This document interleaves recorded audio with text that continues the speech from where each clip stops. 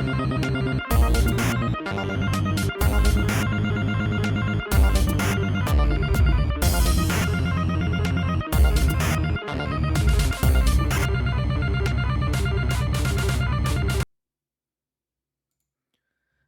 I'm your host Jessica, and I'm joined here by Tony Tones@RT. How are you, Tony?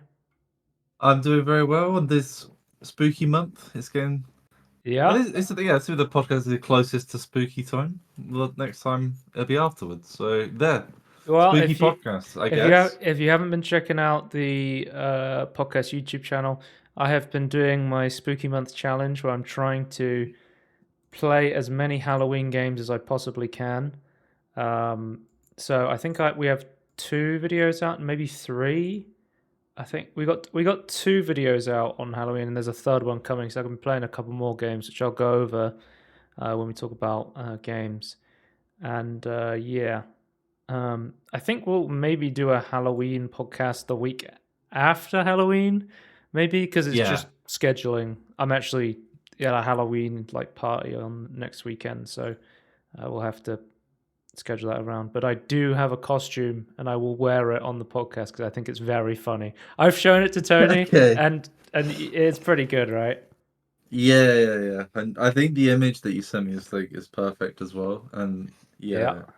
So, The pose was on point. introduction. This week we have Peter News. We've got Peter Molyneux news coming up later. Peter Molyneux himself has put out a tweet. AMD drivers get you banned? ? And official infection mode, zombie infection mode in Scream Fortress update for TF2. Tony, what are you excited to talk about this week? Well, I'm very excited to talk about that. I have pre-ordered a game called City Skylines 2, and there's some news on that about modding, and I have some other information as well, I suppose. Yeah, because I was like, "Oh, Tony, did you hear about stuff. what's happening about modding with City Skylines?" Yeah, I didn't. No, I haven't. No, heard not that really. yet. I knew it wasn't on release, and that was it. Yeah. Okay. But So, some funny information there, I think. But yeah. So, Joe, why are we looking at a broken website? That's because I've been using this website for the past couple of years to, I don't know, a couple of year maybe. Basically, I have been creating a list of every game I have been completing in a text notepad, and I was like, "This is dumb. Surely there's a easier, more UI friendly way to be doing this." And I went on Reddit and I saw somebody advertising a website called themediapedia.com, which basically lets you catalog your games, say, I've completed this. You can rate them, you can add notes to them. I was like, this is a really good idea. Suddenly one day, the website went down. I'm guessing they just decided they don't want to do it anymore. I tried looking on Reddit, Twitter, whatever. No information given. So I was like, God damn it. Do you know how many people were using the site? I have no idea. I think the original post I said was the person said maybe it was a student project. I don't know how many people were using it. So the problem is, for a certain amount of traffic, you can host a website for free effectively. At a certain point, suddenly you start getting charged huge amounts of money, as if you're running a proper website. And well, that's not worth it. But what I don't understand, I know you've gone on trying to find some more, right? What I don't understand is why there's not just an app you can download. That'd make way more sense to me. There's a couple of apps that do track your playtime and whether you completed things, but it depends. There's stuff like GOG Galaxy and Playnite, but I've tried those and managing game collections, I still prefer Steam most of the time. I've tried GOG Galaxy and I've tried Playnite, but most of the time I just keep coming back to Steam because it is the most useful one in terms of. But why the website that got shut down that could just be repackaged as an application and just that you just host it yourself as its own contained application. That is actually possible with something. I gotta send you this video I was watching the other day, but he was talking basically it was a guy going on a 5-minute rant about he wanted to design a desktop app instead of a website, and he was going on a rant about why it's 10 times harder to make a desktop application than it is a website. You have to. Or, there is so much shit you okay. have to do for a desktop app compared to a website that is insane that I just did not know about. So I think there's a reason a lot of these are websites. It's not an arbitrary thing. But I'll send you that video later, and you can If he watch doesn't, yeah. If he doesn't mention Node.js though, I think he might be missing something. It makes it a lot easier. But he was talking about how you have to get like official licenses from Windows to not have it pop up as a fucking virus. Yeah. And he was talking about like how it automatically submits error logs to him, and you can't force anyone to update their version of the app. So he said there was this one guy, I can't remember his name, but he was saying this one guy would always send him a log that was a gigabyte big of error logs because his thing wasn't working, and he was having to buy more data for these error. He was just like, this is fucking nuts. And he had to open like a business address, but it wasn't allowed to be his home address or something like that. So he's talking about going through Windows officially. Yeah, that getting like all the certificates. For sure. And then he was talking about like he was talking about like Mac and Linux and everything. He was basically like, if you say, you know, why'd you put this as a website? It could just be a desktop app. There is additional stuff that you have to consider when making a desktop app. It would be way easier for the user, for sure. But as a developer, I know there are hidden stuff. Well, I would say just release it like a GitHub project. That's like you have to just accept, like you have to tell or just compile it yourself off GitHub, right? Yeah. I mean, Git projects would be nice, yeah. I because you can still host it like, because that to me is like making it like a professional app. It's like no, I just want an app that works. That you just go, ignore it, it's a virus. I trust it. Anyway, I wanted to find a new because video game backlogging has become like a big thing. So I'm somebody who owns a lot of games, and I play a lot of games on lots of different platforms as well. I play on Steam Deck. I play on the Switch. I play on what else have I been playing on? I mean, rarely I play on console sometimes. Like I play in a lot of different places. So having if something's not connected to Steam, I can say, hey, I played this and I played it at this point, and it's a lot easier to track it and go, hey, I did this. And you like tracking like your little like short reviews that are like little notes, like so you can talk about it on the show. Like I can, stuff, so I had it saved on Sakura. Hey, I died this many times, and I died this many times to these bosses and stuff, and that was useful because I could look back and I go, oh, hey, I died this many times in this game. That's interesting statistics, and that's stuff I would like to do further on. Basically, I went to the website. I was distraught because I had all of the dates I completed things, and all of the my reviews for them were on there, but I didn't have them saved because the website gone down. Luckily, so we were talking about this because I had to reinstall Windows the other day, a couple of weeks ago, because my fucking Windows install just completely bricked, and I had to reinstall Windows. And Windows was stuck trying to do something, and then I didn't save a backup of my Windows install, but I had a physical backup saved of my games that I've played list, like a notepad, and I was like, thank God I've still got that. I mean, Windows OS is whatever, but having my list of games that I've played is very important to me. So I was able to use that, and I was like, well, I just used this website because I saw advertising on Reddit. Surely somebody's made a list of all these websites and they've reviewed them, and I saw a couple, and I just decided to try them out. So the first one I tried out was Groovy, because it was the #1 reviewed based on an SEO link of top 10 video game backlog things. I was like, okay, this one's #1. Let's give it a try. And I think it's owned by Giant Bomb, or it's part of Giant Bomb, it says on the website. So I was like, okay, Giant Bomb is a real thing. There's a chance that this will be, sticking around rather than they're already paying just being for the deleted server, at some so point. it's just attached to it. I added every game that I had on my little text. I think on my text document it's 167 games, and I was adding them chronologically, going back and adding all of them. And I was not impressed with the UI. The tiled view, the tiles are all different sizes. There was no information on the tiled view. So I use Steam tiled viewed exclusively. Like, that's how I use it. I'm a very visual person. That's why I wanted to move from a text document to a website or desktop app or whatever. I've seen a lot of people who just archive their backlog and whatever on an Excel spreadsheet. I'm not a big fan of that sort of thing. Like, it's useful for having the raw data, which is why I maintain it, having a backup saved on my computer. But when it comes to like actually looking at it and going through the data, I'd much rather have a usable UI. Hello there. Yeah, 100%. Yeah. Hello there. Did I just get a subscriber or a follower or a subscriber? Yes. Or I reset. follower. I reset up the alerts, but I don't know if there's like a thing that shows. It showed something. What did it show?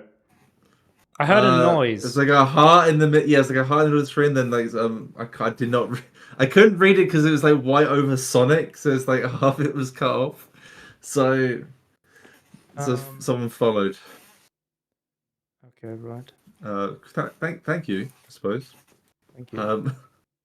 Oh. Hello. Here we go. TwitchCon hype.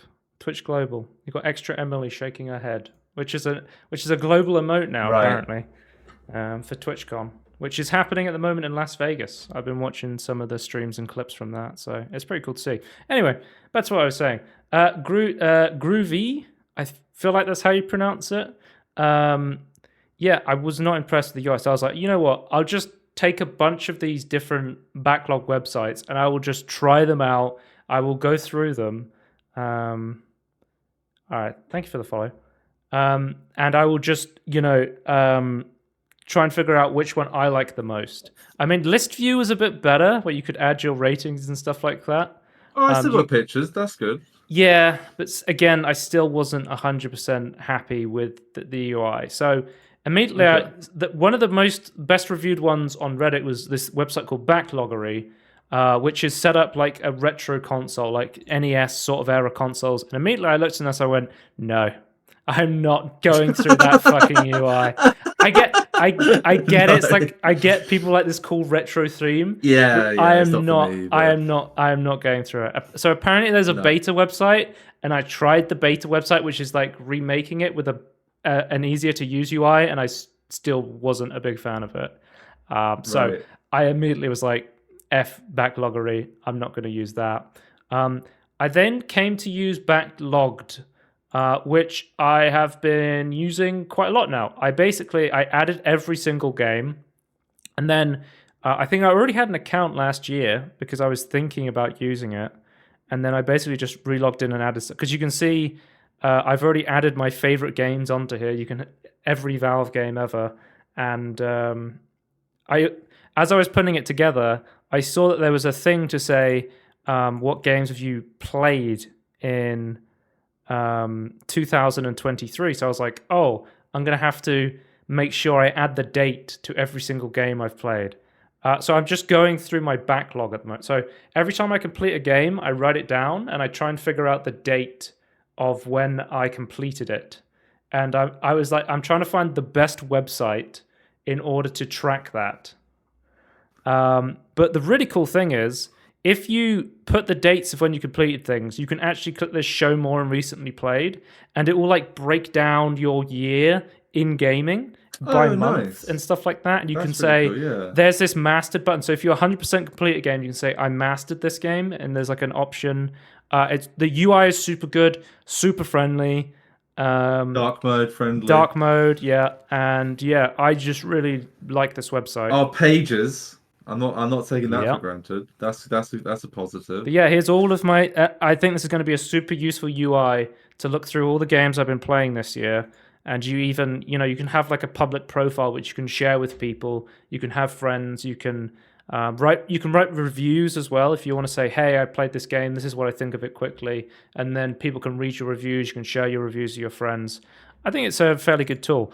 So a lot of these games I played on Steam, and Steam's very useful because you can basically go into Steam and you can say, it'll say you last played this on this date, which is super useful. But then I have games like Super Mario Galaxy or something like, Diablo 4, which I played on battle.net. And I'm like, I have no idea when I last played this. So I was like guessing based on the Steam games around them. I was like, I'm fairly sure I started playing Diablo it came out June 4th, I think. And then I think I pretty much played it for the month of June and then finished it just before July. So I was just like, I've gone back and I've figured out my rough dates of when I played these games. I just decided to do it for 2023 because I have games that I've completed and journaled back to 2020, and I was like, you know what? I'm just going to test out the feature of adding dates to games. I'll just do 2023 because I really like this feature of seeing how many games you've played in that year, which I think is like a really cool thing for your profile. Yeah, that is really cool. Yeah. But yeah, I've been really enjoying this website. I think it's really good. I went back and I added some short star reviews for the ones I remembered, but I didn't remember all of them. Maybe I'll go back and I will add reviews to the ones that I did review previously, but need to rethink about what rating I gave to them, right? And yeah, I did briefly use. I think you can track game completion through how long to beat as well. And yeah, that's what's. I did briefly use this website, not because I was going to use it to track my game completion, but because I'd completed. Oh, what game did I complete? That's a great question because I can just check backlogged. I had just completed Sekiro, and it was about to be October, and I was like, I have like a really small space for a game before October starts, and in October I want to play as many Halloween games as possible. So I was like, what's the shortest game I can play? And I was trying to go through my backlog and figure out which game on how long to beat in my backlog was the shortest. And I tried doing that, and it was really hard. And I was like, damn, I wish this website was a bit more user friendly. So I didn't end up using how long to beat to backlog my games because I just randomly clicked on Gary's mod and said I completed it because I fucking played 2,000 hours of Gary's mod, and it just basically the way how long to beat works is once you've completed a game, it shows it as a percentage of your entire Steam library, which is not really what I want personally. Like, I understand some people's goal is to be like, hey, here's my Steam library. I'm trying to go through it, and I'm trying to basically complete every single game. My Steam library is 1,000 games big, and I have many game libraries outside of Steam. My goal is not to play every game before I die because I don't know if that's even obtainable. My goal is just to keep track of games I've played recently and kind of have a rough idea of when I played them, what I thought of them, and just say, hey, here's what I've been playing this year, basically. Yeah. But yeah, you can use how long to beat. It is quite useful if you want to just quickly glance at a game and go, oh, how long does this take to finish? You can even, on the Steam Deck, you can even install a Steam Deck add-on, a Decky plugin, that will add how long to beat times to your game library on the Steam OS, which is super useful. But yeah, that is my I went on a whole tangent for like a day just adding my backlog of games to random websites to see whether I wanted to use that website. It sounds like a lot of admin work went into figuring this out. But yeah, I was so distraught when the Mediapedia went down. I was like, right, I'm going to continue to maintain the backup, and I'm going to have 2 websites. So I've chosen Groovy, and then Backlogged is going to be my main website for tracking my game playing. But yeah. And obviously you're Crichton from Red Dwarf on a yeah, it had a profile picture, and I was like, I'll just pick. I didn't want a photo of me because I was like, no. I'll just have a random meme image, and I was like, you know what, Crichton from Red Dwarf. Right. But yeah, it's a good one. It's a good one. But I have found that having this website or having this collection of games, it really helps me focus on what I've been playing and what I want to play. Like, having a big backlog, like, you understand, Tony, as someone who also has a massive backlog of games that you own. Sometimes it can feel daunting to be like, oh, I've got to play a game. I have to pick from over 1,000 games. Which one do I want to play, right? Yeah. I have like an extra theory is like I have like different moods. Like, oh, I'm not really feeling like continuing this. I want this specific game. It's like then like, oh, what the hell do I want to play in this huge list then? But my idea is I usually create like a collection of like 20 games I'm thinking about playing, and then I pick Yes. from them. Previously, I've done things like putting them on a giant wheel and just spinning it and letting the dice decide. Previously, I've done stuff like letting my friends pick my games that I'm going to play. I do stuff like I do stuff like Spooky Month, where I only play Halloween games. I like challenges like that. I just think it's interesting. Like, if you feel like you are bored in gaming, it's like, I don't really want to play anything right now, just try something new, try a different way to enjoy playing games, and see if that enhances the experience, see if that helps you in order to play more games. But yeah, I've played 41 games in 2023 apparently this year, so it's been going pretty well. And I also played Steam Next Fest. Let's talk about what I've been playing in the past couple of weeks, and you can pick one. So I've been playing on the MetaQuest 3. We did a Tangerine on Steam Next Fest, which I've also been playing, but specifically I played VR demos. I played specifically Gorilla Tag a lot on my new MetaQuest 3. And then other games I've been playing recently, I played Metal Hellsinger. I've played about 2 levels on it as part of Halloween. It's a rhythm FPS metal game. Yes. And I've been playing the new update to Scream Fortress because it added zombie infection mode, which is fucking awesome. And me and you both 2 days ago played Jackbox Party Pack 10, which is a brand new game that just came out. Yes. I played 3 out of the 5, but then watched the other 2 modes of that. Yeah, I played all 5. I would like to talk about that, so like I'm going to choose Jackbox Party Pack 10. Tony, do you want to start? Because I'm going to start a 1-minute timer. I will start and then you can start after me. Do I get 1 minute? Yeah, you get 1 minute and okay. I'll get a minute, yeah? Okay. I'm starting your timer now. Okay. So we started with the t-shirt stuff, right? T-shirt. I can't remember any of the modes are called. So it's like design your own t-shirt. TKO 2. Yes. You then write slogans and you have to then match them up. And it's kind of like randomized with all your friends stuff. And then you have to like create a t-shirt. It's kind of like wacky. I was just like, oh, you've given me a color t-shirt. What do I feel like with this color? So I felt very pressured to try and do good artwork, and I felt disappointed every time. However, I have to say, I'm pretty happy with my pixel art Earth and Mars. That was very good. You had some pretty good drawings. You kept saying, "Oh, I don't know what to draw. I'm not sure." But no, I didn't. For anyone that doesn't know, Tony actually studied a little bit of art. Like he's a bit of a stealth drawer. I think that's why I'm so disappointed though. Like I feel like I should be able to do better. I've never been confident. 5 seconds, by the way. I always have ideas. 5 seconds. That was the first one. Can I have a minute for the second? What? What's the other one? I can't remember the other one. Do Re Mi. I have the website up here. Oh my god! Yeah, we had Guitar Hero, Birds. I'm starting another 1 minute timer. Oh, thank you. I also Secret History. I used to play the clarinet. I felt shit at this game as well. Okay. But apparently I got number 1 points like twice in a row. So I don't know. Maybe I just don't get it. And I don't remember Time Jinx. Is it Time Jinx? Time Jinx was the quiz one. I don't think you played the quiz. Okay. What's the other? I played. Is there 4 or 5 games? You played Fixie Text, right? The typing one. Oh, Fixie Text. Yes. Okay. Fixie Text, I feel like they have a really terrible description of what you have to do at the start. I would just suggest just play it. It'll make way more sense.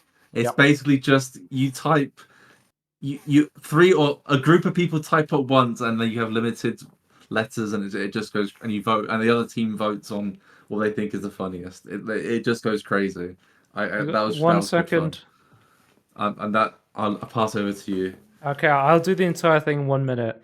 My favorite ones were Do Re Mi. It is a rhythm game. You can play the trombone. I'm a trombone champ main. I played the trombone, and it's basically a co-op rhythm game. Really, really fun. One of my favorites. TKO 2. I thought it was just going to be like TKO 1, which it kind of is, but I was also surprised how much fun it was, just because we were drawing the most random T-shirt and slogan put together. I think it was just way more fun because we haven't played TKO in a long time, or we haven't played it all together. And it was really fun. Fixie Text. We have 2 T-shirts. Fixie Text was really fun. You basically had to write a text back to someone and make it sound as ridiculous as possible, and people would pick their favorite words. Time Jinx was a quiz show where you basically had to pick a point in time in order to, and get as close as possible to the answers. And Hypnotorious, I still have no idea how to play. It was the dud of the pack. That was And bad. I have 5 seconds to spare.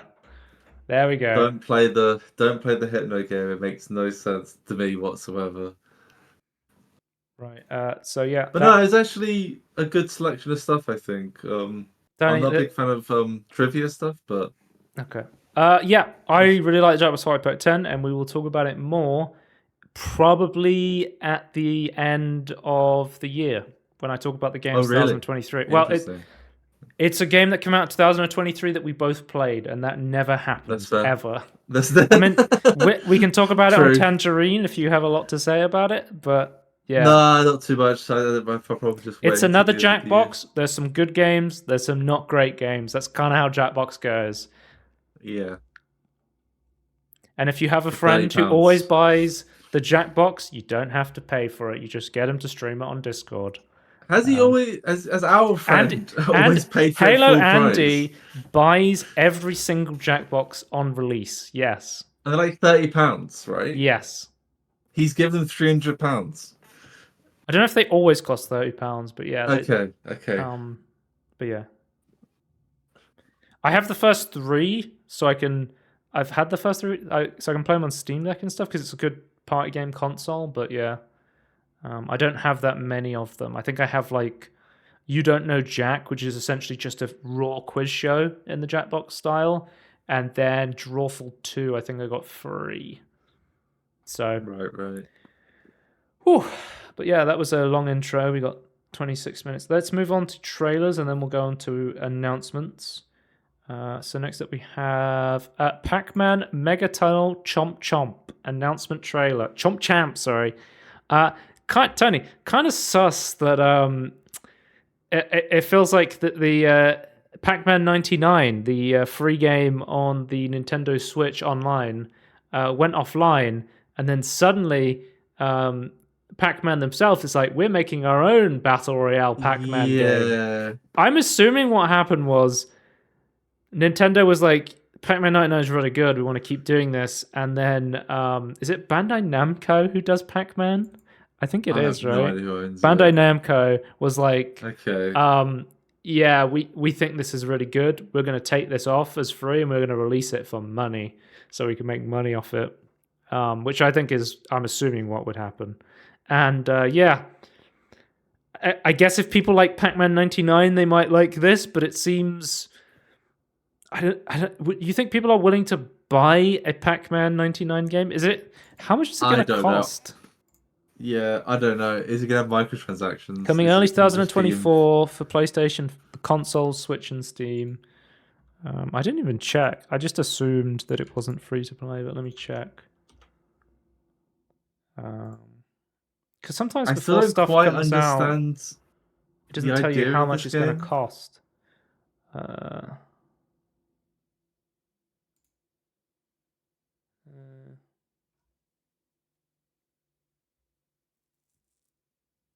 Okay, so I don't really know how much it's going to cost. It seems like it's probably going to be a paid game.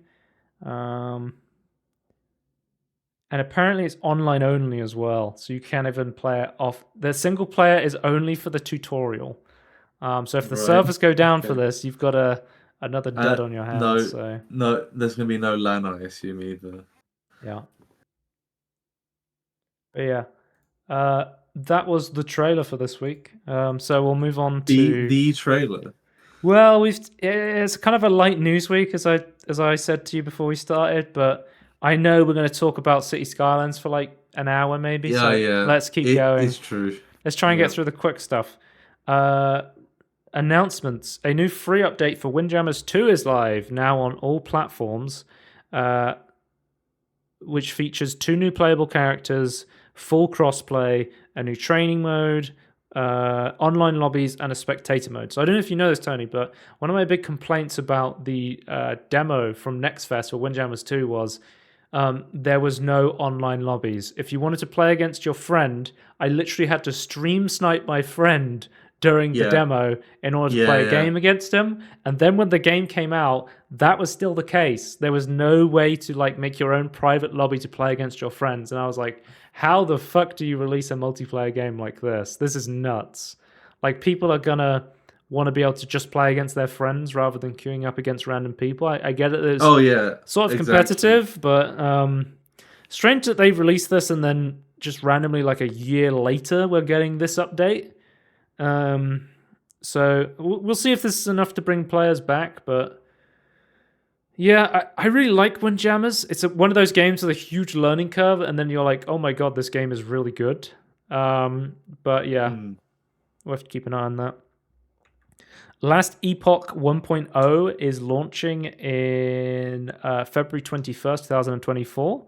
It's one of the best reviews ARPGs out there right now in early access, and it is finally coming out fully.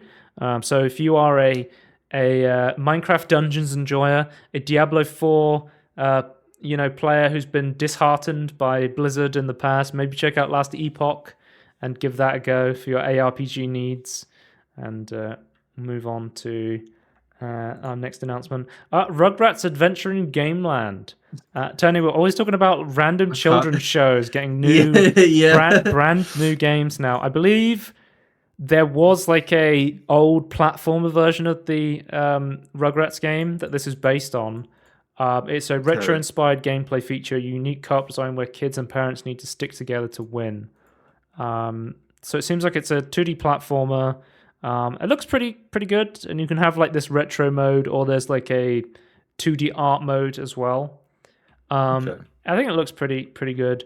My memories of Rugrats games are the Rugrats game on the PS1, which I played the fuck out of a kid. I love that game. It is so good. If they were like, yo, we're making a new 3D Rugrats game, I would be 100% down. I love that game. Like a remaster or a new spiritual successor. Yeah. Sign me up. I mean, same idea. New Rugrats game coming out next year. The Bluey video game is coming out in November. I mean, looking kind of stacked for video games soon, Tony. I mean, based on children's TV show, My Friend Peppa Pig. My question Paw is, Patrol Grand Prix. When are they going to be grown up? That's what I want to know. Is that going to be a DLC or a new game? All grown up. Yeah. I don't know. We'll have to wait and see. Rugrats is such a weird show, I gotta say. Next up we have acclaimed roguelite studio behind Slay the Spire releases a new deck builder after publicly abandoning Unity over the fee debacle. So basically there was I believe it was a 3-week game jam for Godot where they were like, hey, just learn. I really need to know if it's Godot or Godot because I'm going to pronounce it Godot. Godot. Well, I'm sticking. Have you looked it up? Just go. No, I just refuse to call it Godot. Okay, because and I've hered it Godot. Godot is going to be more popular going forward, especially with indie devs, given the Unity debacle. And I think Godot is a pretty interesting engine. It seems pretty powerful and. Basically, there was a 3-week game jam, make a game inside Godot just to get used to the engine, and they basically made this really cool-looking new deck builder that looks really awesome. I haven't played it, but I thought, hey, Tony, maybe we can do a spotlight on this. It's available free on itch.io, so I'll download it, and me and you will do a spotlight on it, and then we'll talk about it a bit more. But yeah, looks really cool. Next up, we have Cancellations. Rocket League is removing player-to-player trading in December. I didn't know Rocket League had player-to-player trading, I gotta be honest with you. What could you trade, or what could you trade? If you got duplicates or unwanted items, you could basically trade them onto other people. But now they're saying if you have duplicates or unwanted items, you can now basically trade in eligible duplicates or unwanted items to receive a random new item of a higher rarity. So interesting. I would assume the game just shouldn't be giving you duplicates in the first place. It should re-roll if it's the same, or just have a list that has what you've already owned off the list. After this takes place, all third-party websites will no longer be allowed. You won't be able to use them. This will not do any trades you've made in the past. And if you're lending someone an item because you've traded to them and like, hey, you can borrow this, give it back, they cannot reverse lending items. If you lent an item to somebody and they don't want to give it back, Psyonix is not going to force them to give your item back. That's basically what they've said. I was speaking to my friend who plays a lot of Rocket League, and I was like, he was like, oh, Rocket League's removing trading. I was like, that sucks. And I was like, do you use it? And he was like, no. So I was like, oh, okay. Yeah. Like, I get it that it's a feature you don't want it removed, but I don't know how many people. It sounds like a cool feature if you just like. I think almost the loaning out sounds kind of cool. Just like, oh, you want to. Let's all press up, or let's all have like Halloween cards. I mean, kind of all cool. I'm saying, okay, Rocket League gets bought by Epic, gets removed from Steam. They removed trading. Yeah. They had, to be fair, they had loot boxes before they got bought by Epic. Yeah, but they had more things you could like do inside the game without it, didn't they? Fall Guys gets bought by Epic. You have to have an Epic Games account in order to log into the game, and they just fired a bunch of the staff. Yeah, I don't know. Next up, we have sub-unboxing game. Another cancellation. EA Games will shut down these online servers in 2023. We have a list of games such as Dirt 5. So all the Stadia versions of their servers got shut down for obvious reasons. We had the Mirror's Edge servers for leaderboards, I believe that is. NBA Jam, Shank 2. There's some upcoming ones like Tiger Woods PGA Tour 14, Syndicate, Kingdoms of Amular Reckoning and Warp 1, Golf Clash. Amular Kingdoms Reckoning. I was reading this list and I saw Half-Life 2 and I was like, what? How are you shutting down Half-Life 2? So, if you don't know, EA actually distributed and ported the Orange Box for Valve for the Xbox 360 and PS3 versions of like Half-Life 2, Portal, TF2, and essentially they are just shutting down those servers because not a lot of people are using them, I guess. I guess in some ways it's good they kept it for so long, actually. Like, it's nice that it was around. Like, how long has it been? I don't know. So what were they using? So what was the Half-Life 2 servers? Was it leaderboards or was Half-Life 2 Deathmatch in the Orange Box? I've never played the Orange Box, so I have no idea. Orange Box. Who knows? Half-Life 2 Deathmatch console. Is this a thing? Valve Orange Box now includes Half-Life 2 Deathmatch, Half-Life Deathmatch Source. Is this for PC, though? I don't know. Anyway, it's been 10 years as of November, like, since the PS4 came out, which is like where I'm considering where PS3 died. So that's pretty good. Yeah, that is pretty good. And we'll move on. We'll move on to releases. So let's look at some games that have been coming out recently, Tony. Number 1, Forza Motorsport with a mostly negative review on Steam. I saw the port analysis of this from Digital Foundry. It seems pretty okay. I think there was some, was it stutter issues or some bad performance issues? I know, for example, there was a thing where you couldn't use ray tracing inside the races. It was you could use it in certain scenarios, but it was sort of locked off, sort of thing. Like in showroom sort of thing. I don't know. Yeah, I'm not a big car racing guy. Like, I'm more of a Forza Horizon guy. I'm much for arcade races. Yeah, arcade. Yeah. I did see a review on this. My understanding is the leveling up mechanic is so stupid to get some of the parts and like some of the tuning you have to do. Like, it just takes so fucking long. And then like they've like removed stuff that was in the previous game that's kind of implied and advertised in like the game's trailer. I think stuff like rallying is like not even in the game, but like there are cars for it. Do you remember when they were advertising Redfall to come out with a 60 FPS mode? In like every single advertising for Redfall was, this game will run at 60 FPS on consoles. Yeah. And when the game came out, it had 60 FPS on consoles on the box art, and they put a sticker over it because they changed to 30 FPS. It's so stupid. Things But yeah, aren't my going. understanding is Things aren't going too hot it's for Microsoft Studios right now when it comes to no. game releases. I don't know what's going on either. Like I can only assume it's a Like top-down problem because Starfield it's like didn't so. release in the greatest state either. I I would say Starfield is the only one untouched by Microsoft because it launched exactly as I was expecting. I That's the actually thing, just a no. Bethesda I issue. know Microsoft got a ton more Q&A specifically to fix up. I think Starfield would have launched Yeah, in a way worse state if Microsoft yeah. wasn't trying to Yep, fix it up. agreed. But I Um, think everyone else must. I don't know if they're suffering from it or something else is going on. But yeah, like it's not in a good state. But like game mechanics and like features are being removed. It's like why so I they're think taking there is. steps So backwards. I think there is a shader compilation step. But I think if you change settings, you have to fully restart the game. Otherwise, it will not make any effect. Is what I remember. Right. Oh, okay, that's Um, bad. but yeah, if you want to know more, check out Digital Foundry's port analysis by Alex, and Yeah. you My can understanding is see. it's mechanically weaker than the previous game with like and it looks better, I suppose, but it's like, Yep. well, would you rather have? Next up, Tony, 12th of October, a game me and you are both looking forward to. Star Trek Infinite came out.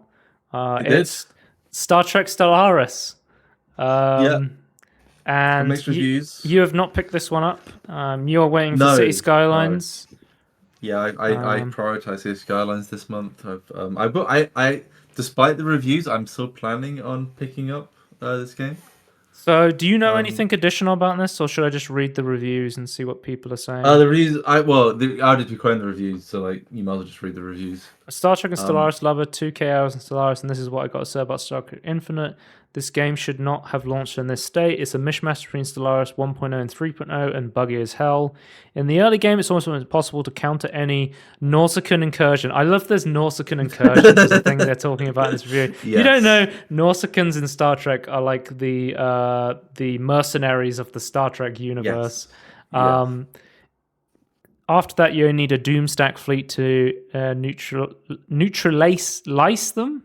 Is that how you spell neutralize? I think that, I don't know. Anyway, maybe I'm just I'm not dyslexic. sure. For the UFP, the influence system is kind of broken, makes you extremely dependent on integrating other minor powers, but that's really it. There's no NNO flavor. See, some of these words I'm not understanding. This is for Stellaris Uh, players.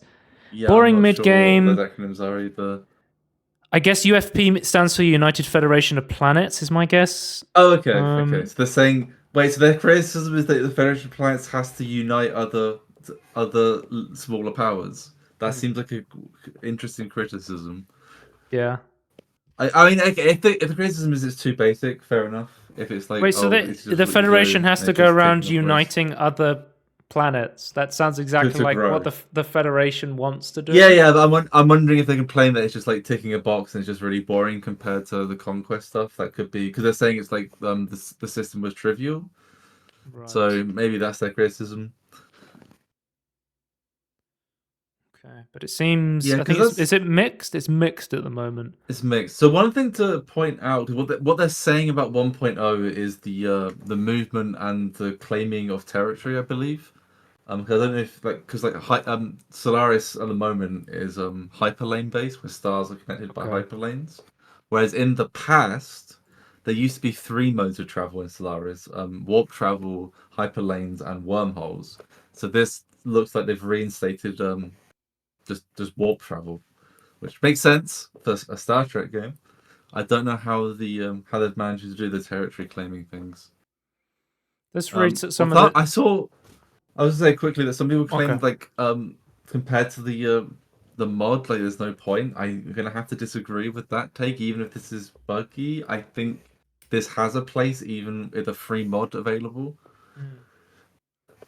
Yeah, so let's read this. Man, I really wanted to like this game, but it feels really bad that you get locked out of story missions in the tree because of bugs or bad luck. Dave is one of my Yeah, that favorite sucks. characters. He's a scientist and can be placed aboard a science ship (brackets not the Enterprise) with zero weapons ability. So the science ship randomly encountered a hostile fleet. Bam, data's gone. I'm a Deep Space Nine nut, but to really get any of that, you have to go deep in the game and let you tell you. A lot of really unfortunate design choices prevent that. I want to upgrade the Enterprise and build the Defiant. which is the ship from DS9. To Yeah. do that, I need to recruit Counselor Troy. Why do you need to recruit Counselor Troy to build a Defiant? I need to complete 3 diplomatic missions with the Enterprise, except most diplomatic missions that show up once you figure out how to do them don't require the Enterprise. They need construction ships or spy ships, so I am no... Why would you need Counselor Troy to build the Defiant? I don't know. I don't know the trading, but one thing I wish they changed. So in Solaris, if you don't know, there's military ships, construction ships, and science ships. Okay. They should have united these into one. Like have less ships and make the Enterprise a military and a science ship. So the Enterprise is mostly a science ship, but it has defensive capabilities. So it has weapons on to defend itself. Yeah. In a war, you would use something like the Enterprise, right? Yeah. So obviously, clearly what's happened here, the Enterprise is a military flagship. Which makes no sense. That I think they should have changed... I know Solaris does this, but they should have changed it where military ships can do science. That would have made way more sense. Wait, what the fuck? Okay, this is the part that gets me. Bajor can be subsumed by the Cardassia pretty easy, and once it's fully under Cardassian controls, it doesn't matter how many times you declare war on the Cardassians and absolutely destroy their forces, you have no option to free Bajor anymore.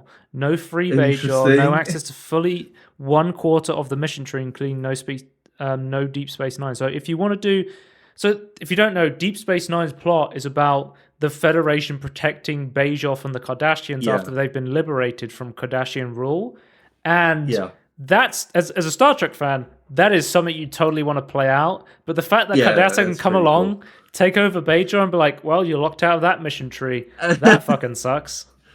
Yeah, and it makes no sense considering what DS9 is about. Like if you have to get there before they subjugate them, then that's kind of defeats the purpose of what's going to happen. Yeah, it looks like there's a lot of silly things they need to iron out. Because what I don't understand is there's a planet. There's a loyalty system for different planets. Surely Bajor should be super unloyal to the Cardassian Empire. Surely they would eventually be. They would have an uprising and release themselves, and then you'd go, oh, okay, now's a good time to defend them. Well, the event system. The Bajors have attacked Cardassia. They were uprising. Well, I believe they've gone ham on the quest/event system in this game. I think it's all about quests and events and things. So it looks like they've got some bugs and balancing to iron out. But I think it being a simplified Solaris is not a problem, especially for the price. That makes me more... saying it's not as in-depth as Solaris makes me more interested in the game, personally. Yeah. I think this is good, especially for the price. It's 30 quid, wasn't it? It is £27.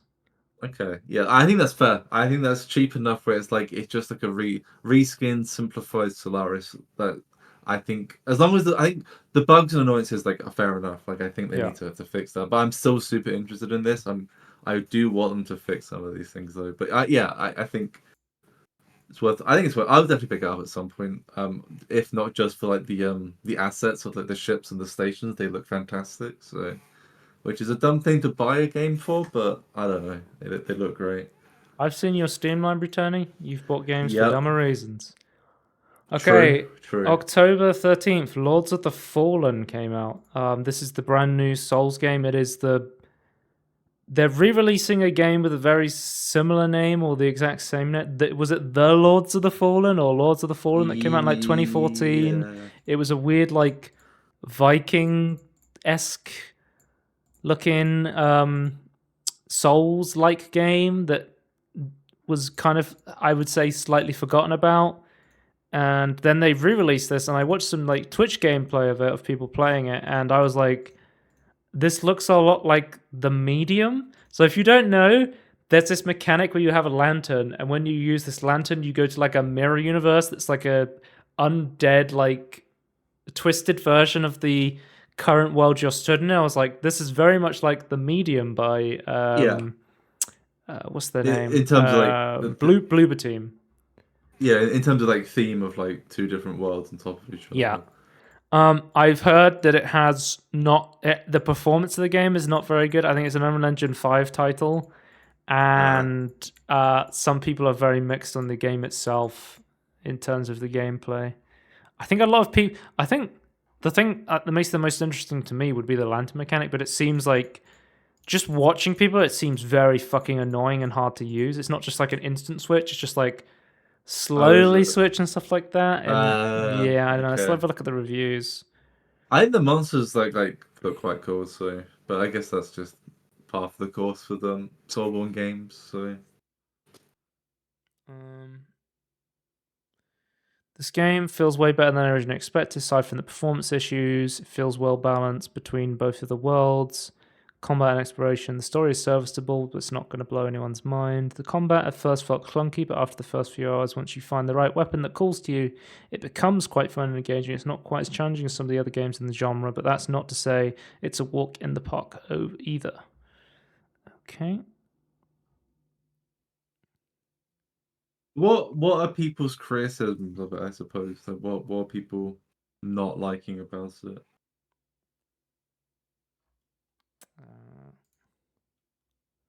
Seems performance is a big one. It seems like there's nothing to master here except level layout and enemy placement. The difficulty comes in the form of frustrating encounters and not interesting mechanics.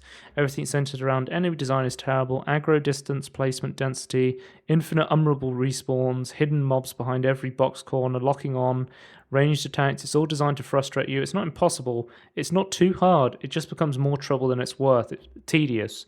Every Souls-like has a section of area like this, but Lords of the Fallen has it as its core design mechanic throughout the entire game. Seems like people are complaining that the annoying to fight.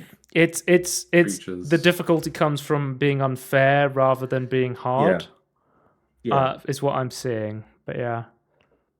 That's the thing is that you can't optimize for difficulty. You have to still try and make it fun. But yeah, let's move on. Sonic Superstars came out on the 17th of December. Another game with mixed reviews. So let's get into this. Oh, I know that it launched like really negative reviews. So I did check this out briefly, and I believe not only does it have de novo, but to play this game on Steam, you have to log into an Epic account to play this single-player game on Steam. Which I know people are very upset about. Yeah. Oh dear. Let's have a look. I've been pretty excited for this game, and overall the gameplay seems very fun. With the Epic Games online integration, de novo DRM, the constant crashes, and the inability to start menu 4 out of 5 times, the Steam version of Sonic Superstars shouldn't be supported in the least. Sega just keeps doing this on PC. If you're going to play this game, just get it on Switch or PlayStation. I'll be refunding this pretty soon. So it seems like the PC version is so much worse because of de novo and Epic Games online integration that it's, yeah. And the port's not great either, but let's have a look. See if someone is doing a gameplay review. The first 2 zones, I was pleasantly surprised seeing that Sega had nailed it with the assistance of the Sonic Mania team. The visuals and music are better than I expected. The level design is decently non-linear, and that's very little automation. To its credit, the last point remains consistent throughout the game. Otherwise, Sonic Superstars is a slow decline throughout. The bosses, God, the bosses. I'm going to scroll down the Steam page and see a highly rated negative review that reads, good bosses or something, because damn, there is no way in hell that the problem is getting past anyone. It's the biggest problem with the game. Yeah, I think bosses in Sonic games have almost always been awful, at least based on the 3D games I've played. I mean, there's the classic Sonic games where you have to jump on Eggman's head 3 times, which is sort of like classic Sonic design. But other than that, it's been like, God, the bosses in Sonic Generations suck. The bosses in Sonic Frontiers suck. What about Sonic Heroes? Sonic Heroes is a fucking meme game. Sonic 06 is a meme game. Yeah, Sonic 06 bosses suck for sure. Yeah, I would have to play more Sonic games, but I don't think my mental state could handle playing more Sonic games right now in order to give more reviews on Sonic. It's the wrong time of year as well. It's not Sonic season. It's not Sonic season, guys. Surely summertime is like perfect Sonic season. Let's read the conclusion. Sonic Superstars is a decent game held back by tedious boss fights, unimpressive environments, and level design that can fail to feel unique. Thankfully, one of the game's biggest flaws is far from a fatal one. Reduce the amount of hit points bosses have, or remove a few of their cycles, giving the player more opportunity to damage bosses or help in the speed running is something that could easily be fixed with a patch and is adequate. Would bump Sonic Superstars up to a comfortable 7 out of 10, as the experience is too uneven. So it seems like biggest issues is de novo, always online DRM, Epic Games, PC port being unstable, boss design not being great, level design feeling a bit uninspired. That seems to be the biggest criticisms for this one at the moment. Yeah, Next we have Wizard with a Gun, came out from Devolver Digital. I saw this and I was like, is this Don't Starve, but with guns? Yeah. Don't Starve with guns. From what I've heard, because I was like, oh, it's going to be like survival crafting, but people are saying it's more like just a co-op shooter game, and like the management, crafting, survival stuff doesn't go too in depth, or it's not great to navigate. It's a good game, but it feels obviously rushed. This very much feels like an early access game to me. Multiplayer is pretty laggy, inventory is pretty hard to manage, and the final boss of the game was literally a random enemy that spawns normally in the world. I'm sure after a few content updates, it'll be in a better spot, but in its current state, I just can't recommend it. Base management and crafting interfaces are painful to navigate. Why can't crafting benches just take the materials from the chest? Is it really fun to move things around? Hack and slash part is mediocre and generic. There's no interesting mechanics, just plain numbers, and farming materials is boring. We're limited and unupgradable inventory size. Maybe size upgrades come with later, but it's way too late if that is the case.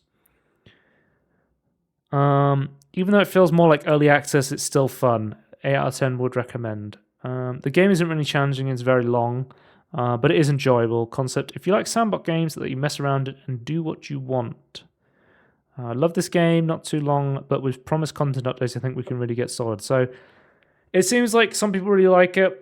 Some people aren't big fans. It's very positive overall, so it seems like more people are liking it, but it seems like it is an early access release, and I think with all survival crafting games, you pretty much just want to wait for the 1.0 release no matter what, I would say, generally.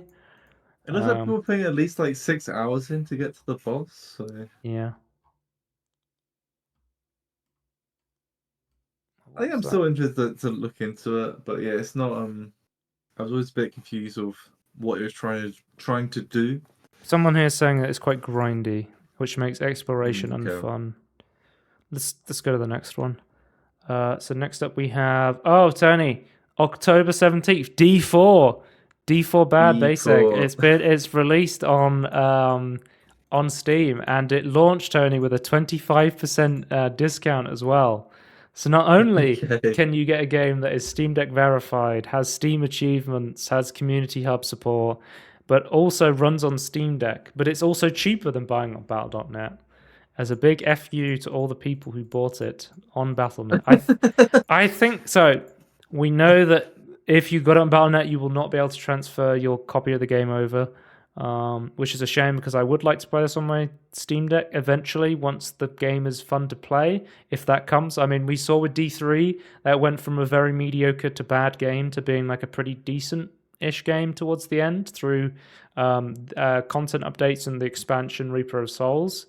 So we'll have to wait and see with D4, but they've just released this in conclusion with the Season of Blood, their vampire power Season 2 of Diablo 4, and I am not playing it, and I am not interested in playing it. There's nothing I've seen that makes me want to load up D4 again. And I still stand by the fact that the campaign of the game is still pretty fun. If you're a casual player and you want to play the campaign, close the game and play something else, it's still a fun game. If you're looking for an in-depth ARPG, this is not the game. Play PoE. Play what was it? Last Epoch or something like that. I just want to note quickly that on Battle.net is also 25% off, so I guess it's just a spooky season. When I bought it, it cost fucking 60 quid or whatever. So yeah, that's why a lot. I don't know. To me, that's why a lot of people are just going to play it for the story, I suppose. But I think the problem was I played the beta, and I was like, Yeah. oh, I played the free open beta, and I was like, oh, this is pretty fun. So I was like, Yeah. okay, I'll just play the campaign and then keep playing for a bit. And I did get my fun out of it with the campaign, so I'm not upset Yeah. about buying the Would, game because I did genuinely enjoy the campaign. yeah. Do you think it's worth £60 for the campaign? Do you think No, it was like no. well, how much would you put a How price much to should it? I 'Cause I feel pay like for? How much should I pay for the yeah, GeForce for the campaign? Probably yeah. like I would say like £30 max. Okay. So they're charged 40 then, I suppose. Okay, interesting. Yeah, I think if it was 40 for me personally, like I'd be more willing to buy it. But yeah, probably like 30 is like but it's not the what I'd most want. negatively reviewed Steam on games, so they did a better job with this one than Overwatch 2. So, I mean, I Overwatch. To be They did fair, it. Overwatch 2 is free to play, so it is really easy to leave a review. Whereas with this game, Yeah. you would have to buy it, leave a negative Again, review, and then refund it. just yeah. If you wanted to keep your money and not give Blizzard So more these are money. new people or people buying it again I think there is and just people only who actually have like less than an uploads it hour and of funded it. playtime, Right. leave a bad review, and then um, refunded it. Right. I mean that's fair. They've most definitely played it on Battle.net, so Yeah. uh Next up we have Hellboy: Web unfortunate. of Weird came out 18th of October, and I still don't know what this game is about. So hopefully the reviews can tell me what this game is about. This game feels uncomfortable overall. Awkward camera controls, awkward combat, not bad per se, just very rewarding and not very fun overall. Underwhelming overall. I want to like this game, but I'm going to play it more and maybe change my opinion.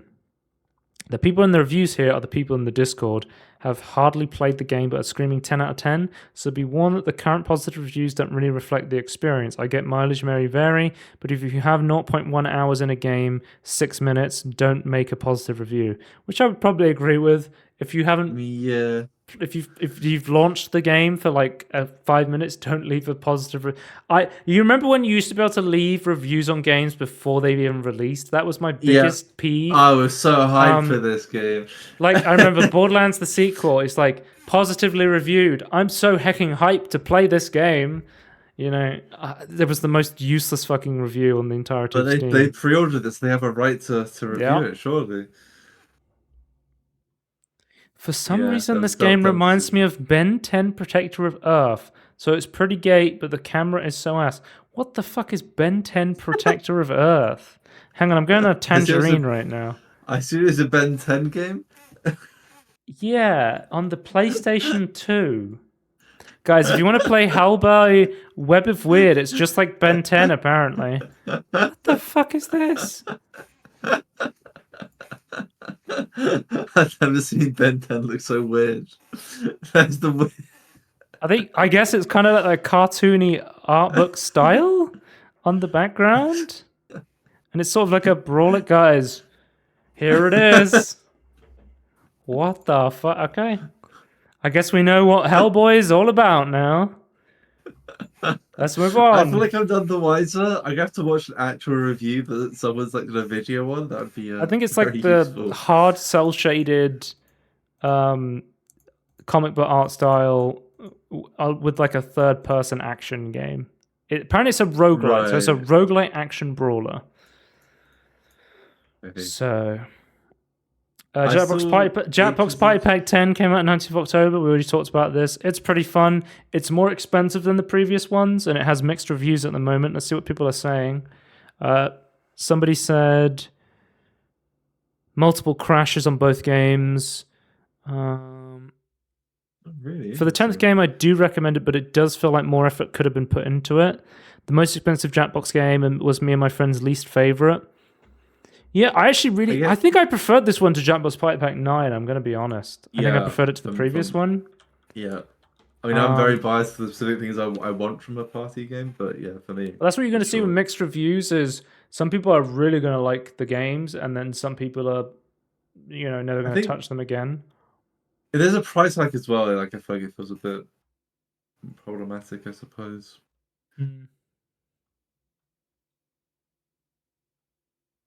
Yeah, so TKO was an instant hit with us, and it literally improves on everything for the first one. A new bracket system that helps elevate more stuff and prevent favoritism, more options, more funds, and overall more ways to play. Yeah, I think TKO was like making a TKO 2 was actually a really good thing. I thought it was really fun, and I was not expecting like just a rehashed sequel of a different Jackbox game to be so fun. But here we are. Yeah, I think it's definitely worth checking out. How much? So how much were the games beforehand? I don't. Let's have a look Like at Jackbox Party Pack 25 or 9. something. Jackbox Party Pack 9. Jackbox Party Pack 9 is £25, so they made it slightly more expensive. It's not too bad, I suppose. I still think the old price is a little bit expensive for what it is for me personally. They went gone up to £30. Yeah, next up we have World of Horror came out on the 19th of October. This is a 1-bit love letter to Junji Ito and H.P. Lovecraft. I know you love like Eldritch, H.P. Lovecraft stuff. Yeah. I also love that sort of shit. I really love Junji Ito. I think his art is amazing. If you don't know who Junji Ito is, if you've ever seen the meme where the guy's crawling into a wall and going, "This is my hole. It was made for me." That's Junji Ito. Okay. Yeah. You've probably seen it. You just didn't know who it was. Junji Ito, he always does like these weird like spiral faces and weird like Japanese horror stuff. I love his art. I think it's like really unique. And basically, from what I've heard, it's essentially like a very light gameplay, like point and click-esque weird horror shit, which I am down for weird horror shit. I may not like the gameplay, but from what I've heard, there's a lot of cool weird horror stuff, and there's not much actual gameplay to be like, hey, if you're here purely for the gameplay, you're probably not going to be gripped. How does this guy have 55 hours? Ooh, real scary. Not really, but only because I'm immune to fear. If you like seeing your horror manga come to life, this is the game for you. Yeah. Well, it seems really positive reviewed. It's very positive with almost 6,000 reviews. So people are into this, and especially coming out in the spooky month. It's the perfect time. And it's currently on sale. Normally it costs £16. It now costs £13 at the moment. So not too expensive. Next up we have 20th of October, Tony. We had Super Mario Bros. Wonder, another huge release of this year, came out on the Nintendo Switch. I really fucking want to play this. I think I'm going to pick this up after Spooky Month ends. I am really excited to try this. I think it looks fantastic. I'm a big Mario fan. You know, I've been playing Super Mario Galaxy this year, Super Mario Odyssey. I love that game. Bowser's Fury is amazing. And this looks like a fucking phenomenal return to form for 2D Mario. And I am all for it. I'm a huge platformer fan. We finally get Elephant Mario, I guess, which is what we all never knew we needed. Well, I need Elephant Peach. So I was watching Trihex play some of this, who is...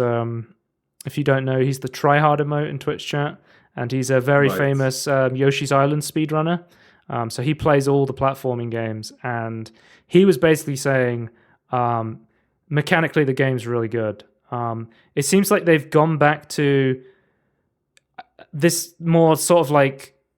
There's two schools of Mario players now based on the current 2D Mario games. You have your Super Mario Bro. U games, like your Super Mario Bro. Wii, Super Mario Bro. DS, Super Mario Bro. Wii U, which are very much floatier 3D. So in 2D Mario games, you kind of stop on a dime where you run, and then you can immediately like stop your character. Whereas in I had Super Mario Bros. New Super Mario Bros. On the DS. I love that game, and I had the Wii game as well, which I really liked.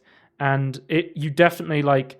You had like this slide, so if you stopped moving, you would just kind of keep going for a little bit. You had like this sort of like acceleration to yourself, like you had a lot less friction than you do in this game. And I think I'm much more a fan of like the 2D. I mean, Super Mario Bros. The original is one of my favorite games of all time. I've played it like 6 times at least, and I fucking adore that game, and it is very much like I love how 2D Mario controls. And from what I've seen, they've got this really cool because I believe this is running on the same 3D engine that like stuff like Odyssey and Tears of the Kingdom is even running on. Like, but they've added this way to translate these 2D sprites to like a 3D environment, and it just looks gorgeous, and it looks like it plays really good. So expect me to play Super Mario Bros.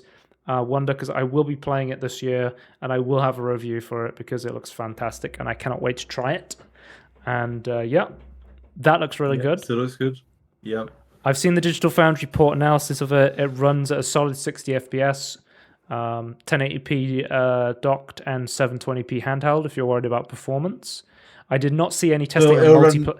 I did not see any testing on multiplayer though, because I thought I maybe saw a couple of dips in multiplayer when there was multiple people on the screen, but I don't know exactly because I haven't tested this out myself.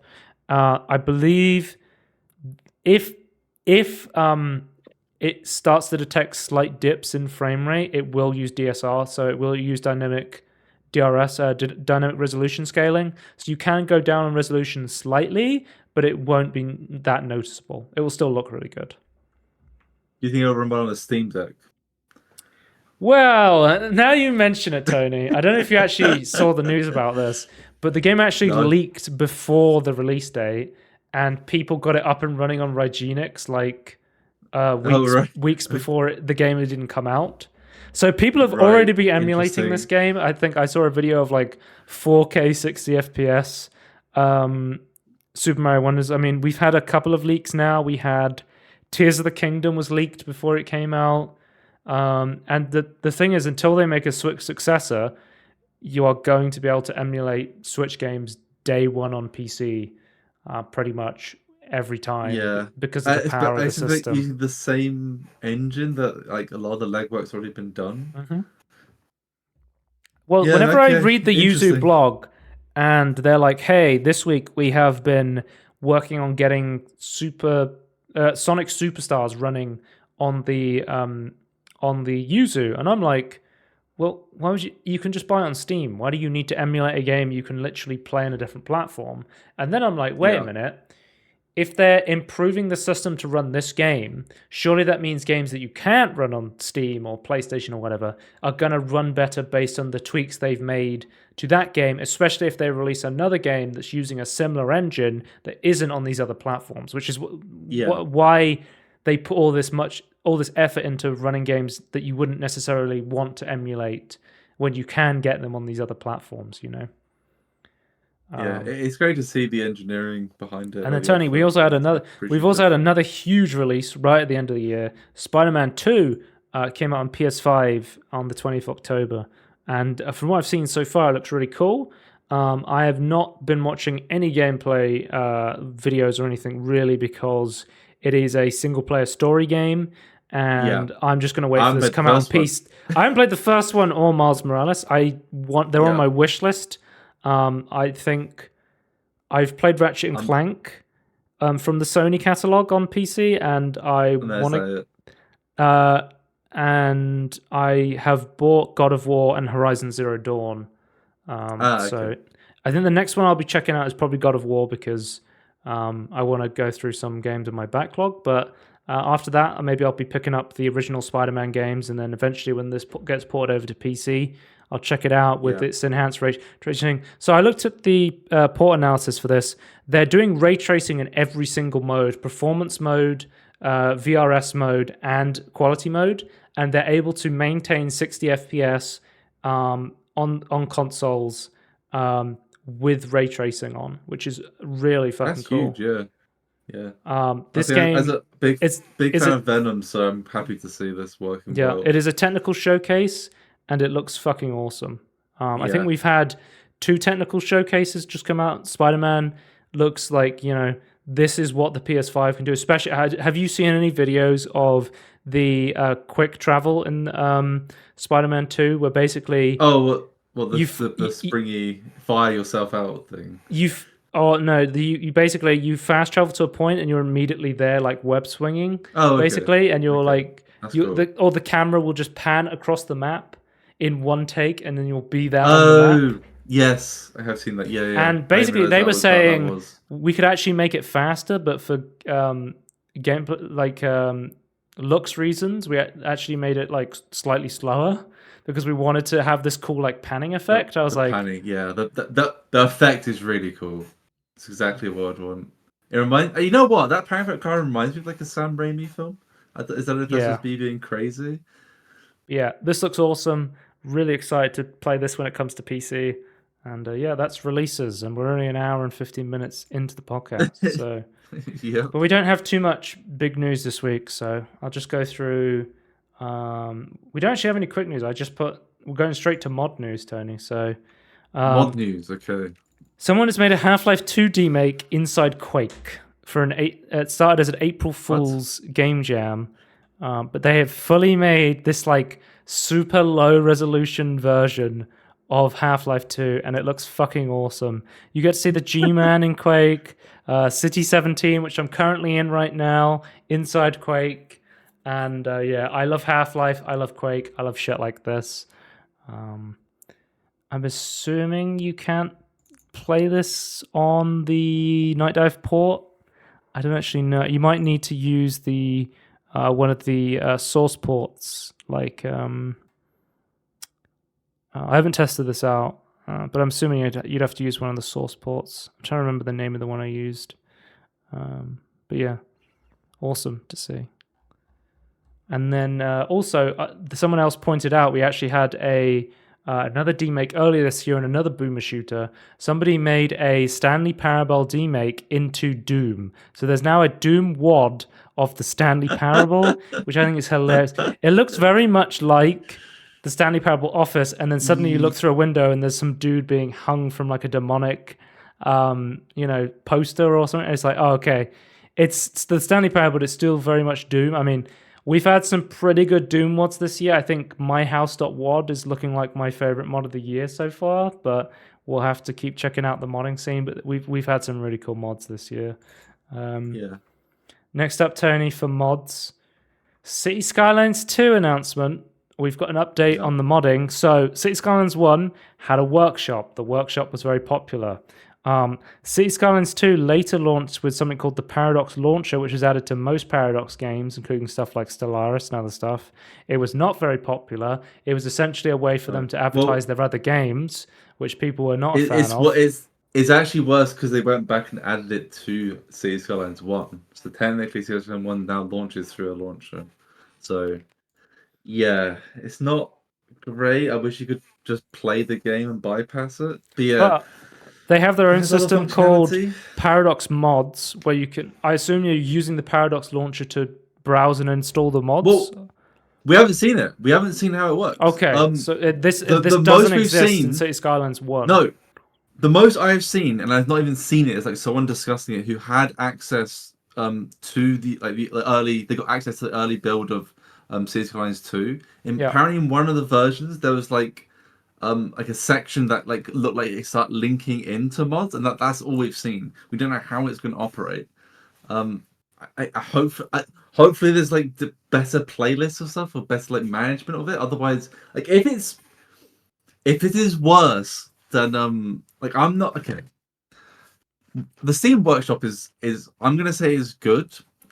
With issues. I think it's great for accessibility, but I think it has like massive limitations, like how to like customize your experiences. Steam, if it is worse, then So Steam Workshop has a limitation of 15,000 items are allowed to be uploaded to the workshop across the entire thing, right? And the problem with a game like City Skylines, if you like 15,000 across all your modded games. City Skylines is one of the few games that makes it pretty easy to reach that limit due to how asset mods work. So you can make these very small assets for your city, and you could be subscribed to a lot of them, and then immediately your subscriptions are just full up, and you are no longer allowed to play the modded version of City Skylines that you want to enjoy, right? Yeah. Without trying, I managed to rack up to about 800. Like the last time I uninstalled everything and started again. It's just that easy. So you can understand why they would want to have an alternative to the Steam Workshop. What I personally don't understand is why you wouldn't want to have both as an option. Yeah, I don't know if that's a technical problem because technically I don't. That's the thing is okay. So Solaris technically has a both system. Like it has like a you download stuff or you subscribe to stuff on the workshop for Steam, and then you manage it through the Paradox launcher. I don't know if you could then do even more above that if it was its own system. But again, we have nothing to compare it to. We have no idea what this system looks like. We have no idea what they could or couldn't do. Was Like there I ever? want, I Okay, here's a question. Was there ever a yeah. third-party modding scene outside the Steam Workshop for City Skylines? Was there a Nexus mod page? Was there a mod.io page? Was there anything like No, that? because it's integrated through Workshop in the game itself. Okay. I don't know the thing. I don't know if it was like I don't know if you could like add assets, but like I don't know if like if you launched it without Steam and like you then add assets in the same folder, would it pick it up? Probably. I want to say. So there is a I have. there is a Nexus page I will say for City actually. Skylines. I will say actually. I had a mod downloaded. That then got pulled from the workshop, but I still had a backup locally. I put it back in the correct folder, and it still worked. It doesn't seem. So I guess I don't know. I just want to see the new system. I don't really care if it's on the workshop or not. I don't love the workshop. I think it has its limitations. I have issues using it. It has to be as good as the Vortex, but it is at least actually at least good as that. And I have problems with Vortex as well. So if the manager is good, I will let them off. I don't really care where I get my mods from. I'm going to be honest with you. I So don't it seems like really see the there was convenience a Nexus page for argument. City Skylines, but it wasn't very popular. Is what I'm Yeah, seeing. but there were so many things on Workshop, so why would you switch, right? Yeah. When you Which is have fair an enough. easy integration like the workshop, what's the point of going out of your way to find Yeah, a third-party modding thing? but I And personally, I I don't know there's care about also going to the additional website. limitations of what you can do with the workshop in terms of how it Yeah. can change the game. So I think the idea of having an alternative to the Steam Workshop is a good idea, but it's just that frictionless experience of the Steam Workshop is so useful to so many users who are Mm-hmm. never going to interact with stuff like Mod.io or Next. I know No. Mod.io lets you easily integrate the mods straight into your game and browse them from the game itself, like the mods. I mean, having Yeah, their yeah. own solution is probably a good idea because it lets them have more control over it, but yeah, we'll have to wait and see.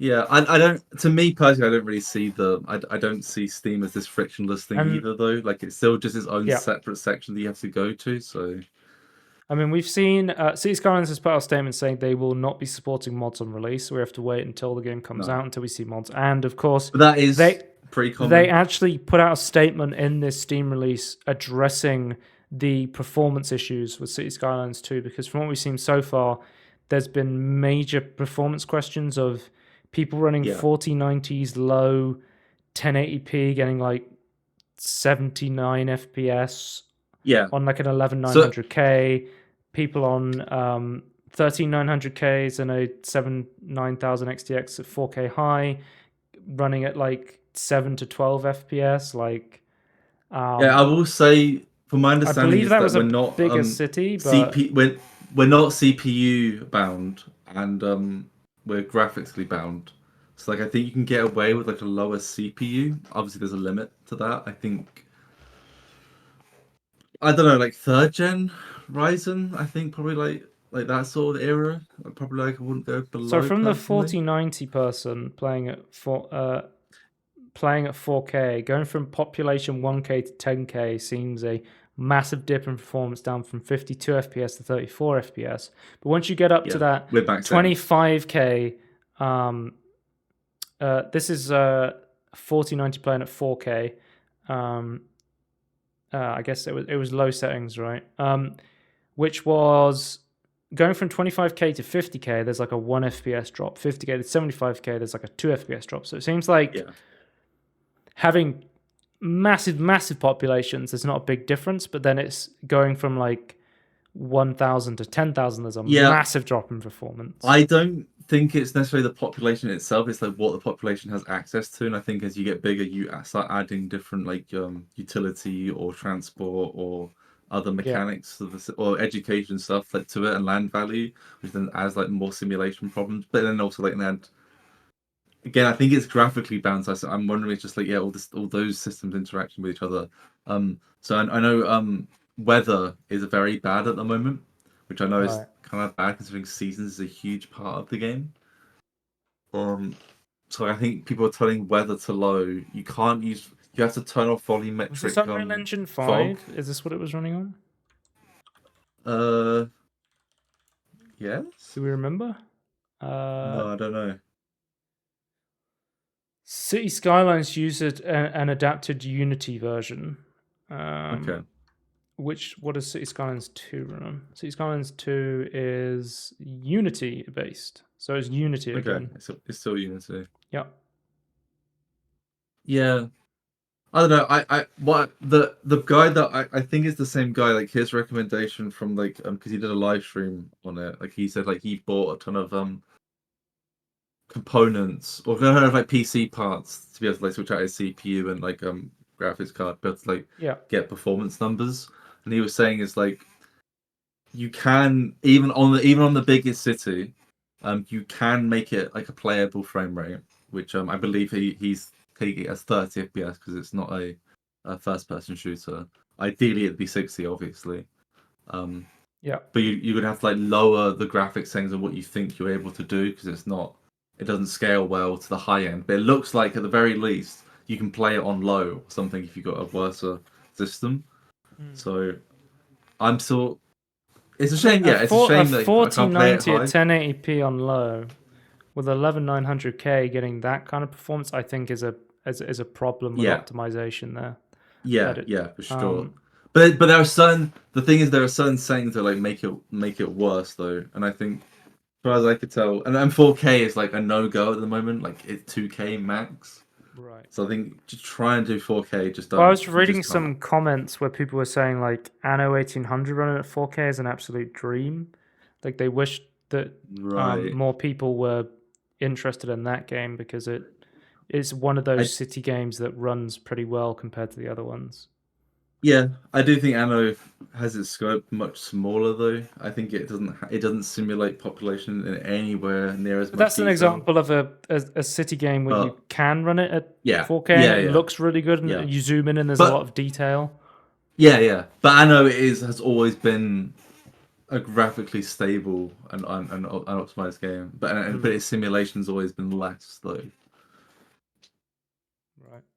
Yeah, it's a shame. I'm hoping that things can be optimized. I don't know. You're gonna get this game on release. Yeah, I've already pre-ordered this game. I said in the intro about an hour and a half ago. The no mods, no Steam Workshop, the performance stuff that doesn't worry you at all. You're just gonna check it out. No. So the performance I've seen is like okay, I can at least get it to run. Like I know it can run, and it still looks good on low, in my opinion. So, and mod support coming later, fine. Mod support not being on Steam. I want to see what it's going to look like, but I don't care if it's on Steam or not. Many games just aren't on Steam. I don't like technically Skyrim's Special Edition does not have workshop support. I don't care. Right. Wait, does the Anniversary Edition? No, the Anniversary Edition is a DLC for the Special Edition. Okay. So they just removed it. So like I don't know. I think there's too many limitations for the workshop for people. Yep. Shall we move on to Steam Deck news? I actually have Steam Deck. You always say I'm just going to combine this with the Steam section. We actually have a couple of Steam Deck topics. Yeah. It depends how long it is, to be honest, whether I combine it or not. I think this is probably going to be long enough, right? So after over 80 weeks, the Steam Deck leaves the top 10 global sellers on Steam, which I was like, why is the Steam Deck always on the top 10 global sellers? People seem to really like the Steam Deck. Did you know the Steam bestsellers list is based on the amount that something costs, not the amount of units sold? I always thought it was how much a unit has like totally how much revenue it's earned. Right. Because I would always look at it and I'd go, man, the Valve Index is always on here. So many people are buying indexes, and that thing costs like £1,000 for a full kit.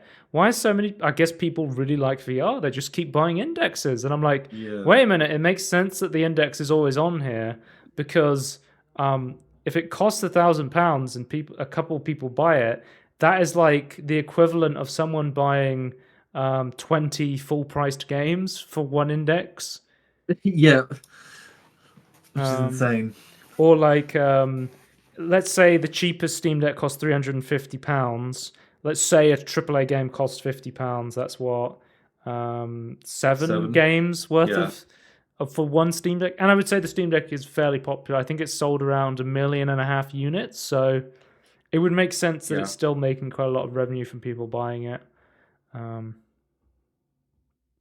think it might indicate that like it's getting to a point where like a lot of people who are going to buy it have already bought it or getting close to it, like an asymptote to the value. Well, I think it not only is it that a lot of people have already got the Steam Deck now, but we've also seen a massive surge in popularity in third-party handhelds like the I think the Asus ROG Allies is actually very popular. Well. I've seen some people like return their Steam Deck and get a ROG Ally. And we've also seen the Lenovo Legion Go. That's still to be seen, how good that's going to be, but it is popular. And we've even seen people, get more interested in stuff like the Ioneer. The Ioneer Kun is coming out or just came out. The GPD Win Max 4, I believe, came out recently. But people want a new Switch. There's tons of handheld stuff going on. And hopefully we will see continued support for handheld stuff, because being able to go out and play my Steam games on a little handheld PC is really fucking awesome. I'm glad it was a success for Valve. I think it's good that this is, and I guess for other companies as well. Like, I think it's just great that there's an interest in this, and I think this is just the start. As long as Valve keeps going with the support for it. But yeah, next up we have, we talked about this briefly, but Diablo 4 will be Steam Deck verified for the launch G4. So it is Steam Deck verified, and I believe you don't need Battle.net launcher. You basically, I think you have to link your Battle.net account or make a new one to play it, and then you'll be able to just launch it directly through Steam. So as someone who has personally installed Battle.net on the Steam Deck to play Battle.net games on the Steam Deck, it is a very annoying process, and is I'm assuming is much easier just launching it natively through Steam, because I don't have D4 and I haven't wanted to play Overwatch 2 at any point. Because I did it for Overwatch 2 and I've done it for Diablo 4, and playing Diablo 4 on the Steam Deck hardware, just running Battle.net through Lutris, it was getting around 40 to 60 FPS. So it is definitely playable on the Steam Deck, and I think natively targeting the Steam Deck, it is a very good experience on the Steam Deck. So that is a big positive for Diablo 4 if you're just looking to... I know lots of people genuinely played Diablo 3 on the Switch. They would just load it up, go grind some ARPG stuff, and then log off. Nice. But I think you're only targeting 800p. Like you can do a lot. I think one of the big problems with D4 on the Steam Deck is going to be it's an always online game. And if you don't know, the console versions, like the Switch version, had a fully offline mode specifically for the console versions. And if you had it on PC, you had to be online. So, which sucks if you just wanted the single player. Well, Tony, speaking of having to always be online only for the console versions, Tony Hawk's Pro Skater came out on Steam, and people were complaining that you had to have it always online, I believe because it had either de novo or it was connected to Epic Online servers or whatever. Scoreboards with your friends and stuff and server stuff, right? People were like, man, this makes this game unplayable on Steam Deck. So in response, Activision was like, oh, okay. So they made a version of the game that checks if you're playing on a Steam Deck and then allows you to play it offline. Which I'm like, that is so like fixing the problem but doing it in the most scummy way. Yeah, what the hell? Just have an offline mode. So apparently there's an API call that the game makes to Steam to say, hey, is this a Steam Deck? if it goes, yeah, you're running on a Steam Deck, it will then let you play it offline mode. But luckily, this means there is now a launch command you can add to the game on Steam that makes it think you're playing on a Steam Deck no matter what you're playing on. So you can actually play this game offline now with a launch command thanks to this Steam Deck offline only mode, which is kind of ridiculous that it's only at this point that the game is offline playable. But yeah, it's nice to see we're seeing, because we had Tony Hawk Pro Skater on Steam, D4 and Overwatch 2. I would love to see stuff like Diablo 2 Resurrected on Steam. Yeah, that'd be cool.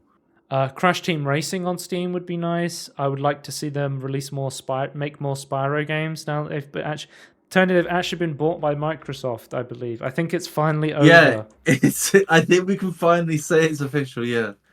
Activision Blizzard has been bought by Microsoft. I think all the change up in Telestuff will be at the start of the next year. From what I've heard, Bobby Kotick is staying on until 2024, and at which point they're going to kick him out. Yeah. Activision Blizzard games will not be on Games Pass in 2023, which alludes they'll probably be on in 2024. And I'm guessing there's going to be some restructuring that's going to have to go into place to get all that sort of stuff sorted out. Yeah. Let's move on to Steam news. Valve has added a new security check after attackers compromise Steam accounts of multiple game devs and update their games with malware. So if you think that this could have potentially infected your machine, don't worry. Fewer than 100 Steam users actually had these games installed. I believe they are very small games.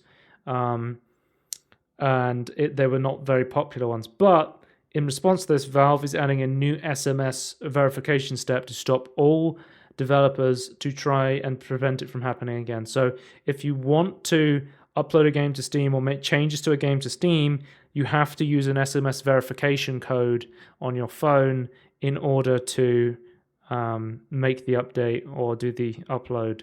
And they've basically said, hey, if you haven't got a phone, sorry, get a phone. Don't you guys have phones? That's basically what they've said. My biggest concern is that SMS two-factor authentication is one of the weakest and can be bypassed easily. They basically said, not for sure. They said, sorry, you'll need to get a phone or some way to get text messages if you want to continue uploading your games. So one of the games that was temporarily compromised was Nano War Cell vs. Virus, whose developer Binot Freslom said on X that he himself was the victim of malware who stole his browser access token, giving the attackers temporary access to any web service he had logged on to at the time. I just used my dev account to release the game a few hours before the hack, I suppose, he said.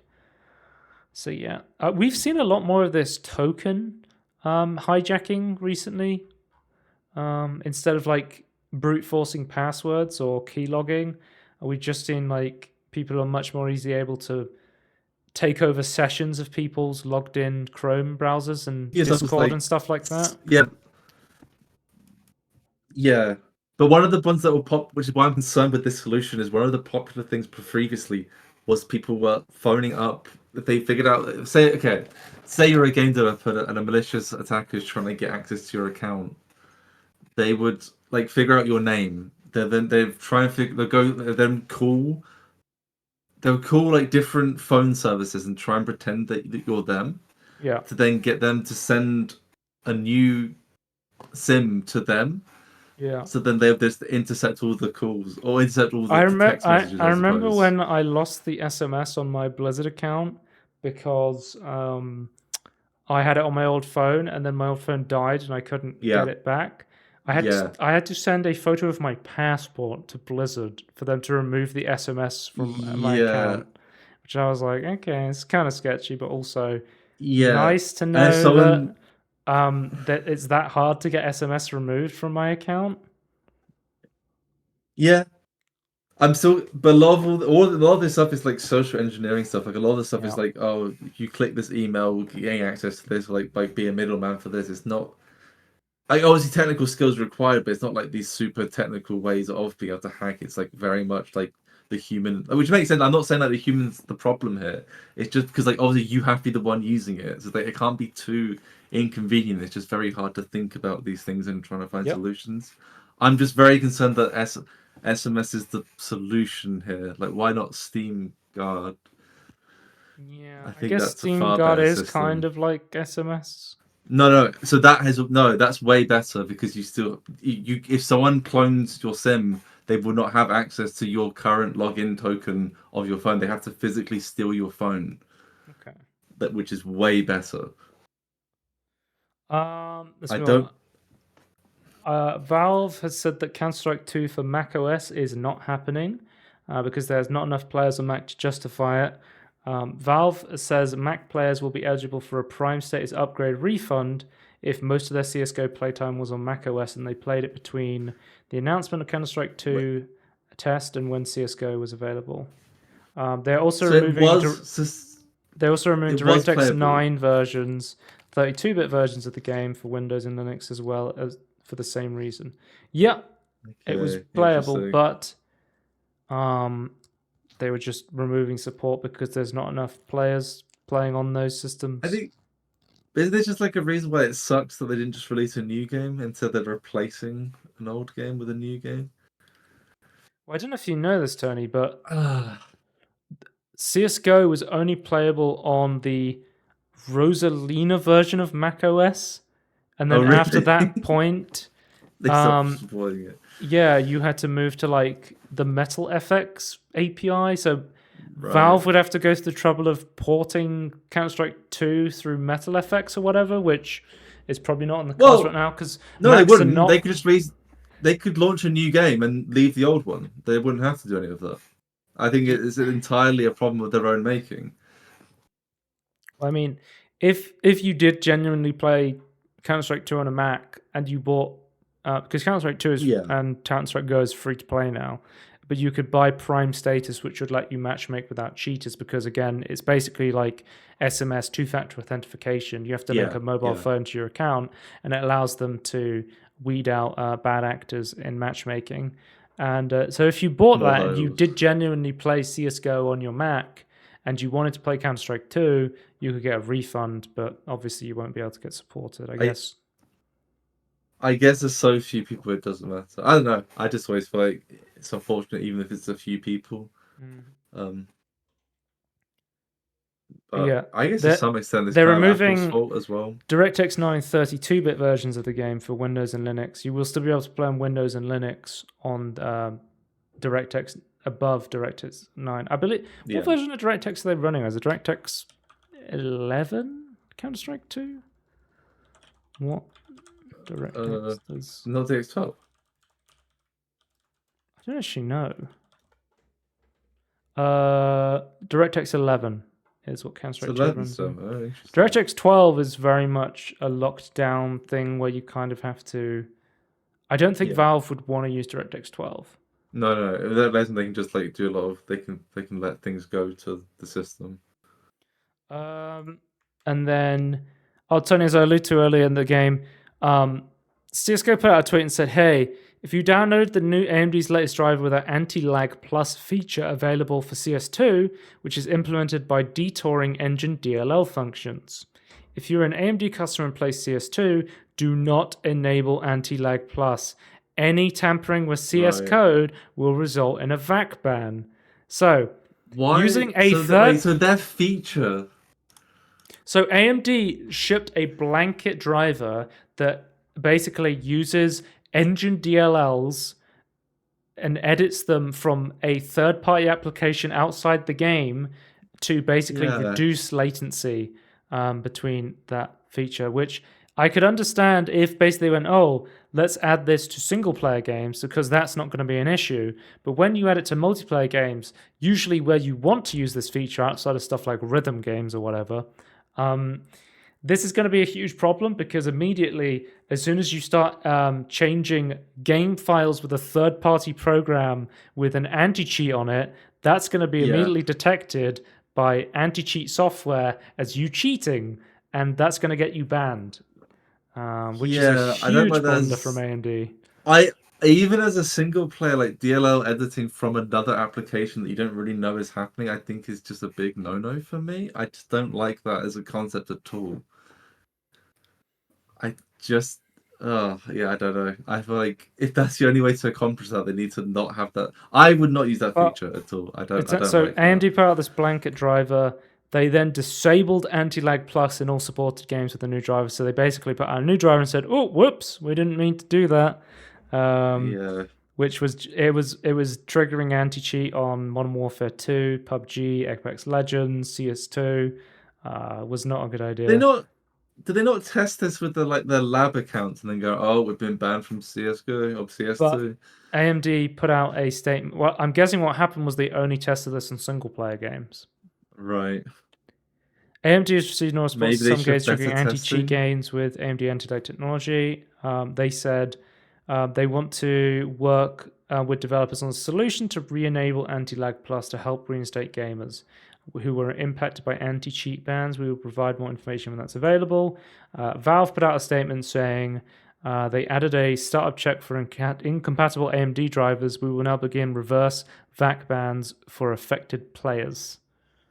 Okay, so stuff So is happening if you've been I did banned. a startup check for incompatible AMD drivers. So is that a check that's going to go, hey, you're on the driver version with anti-lag plus, you can't play the game, please update your I drivers? Or No, well re-roll your maybe, but drivers?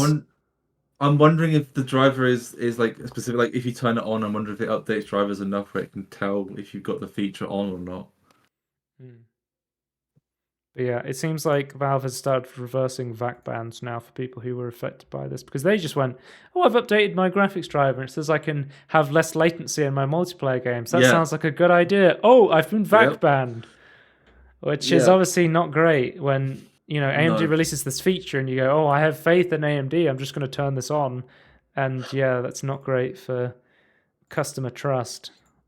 Yeah, and It's a shame to Nvidia see. doesn't have to do DLL edits or injection. So It just seems odd to me.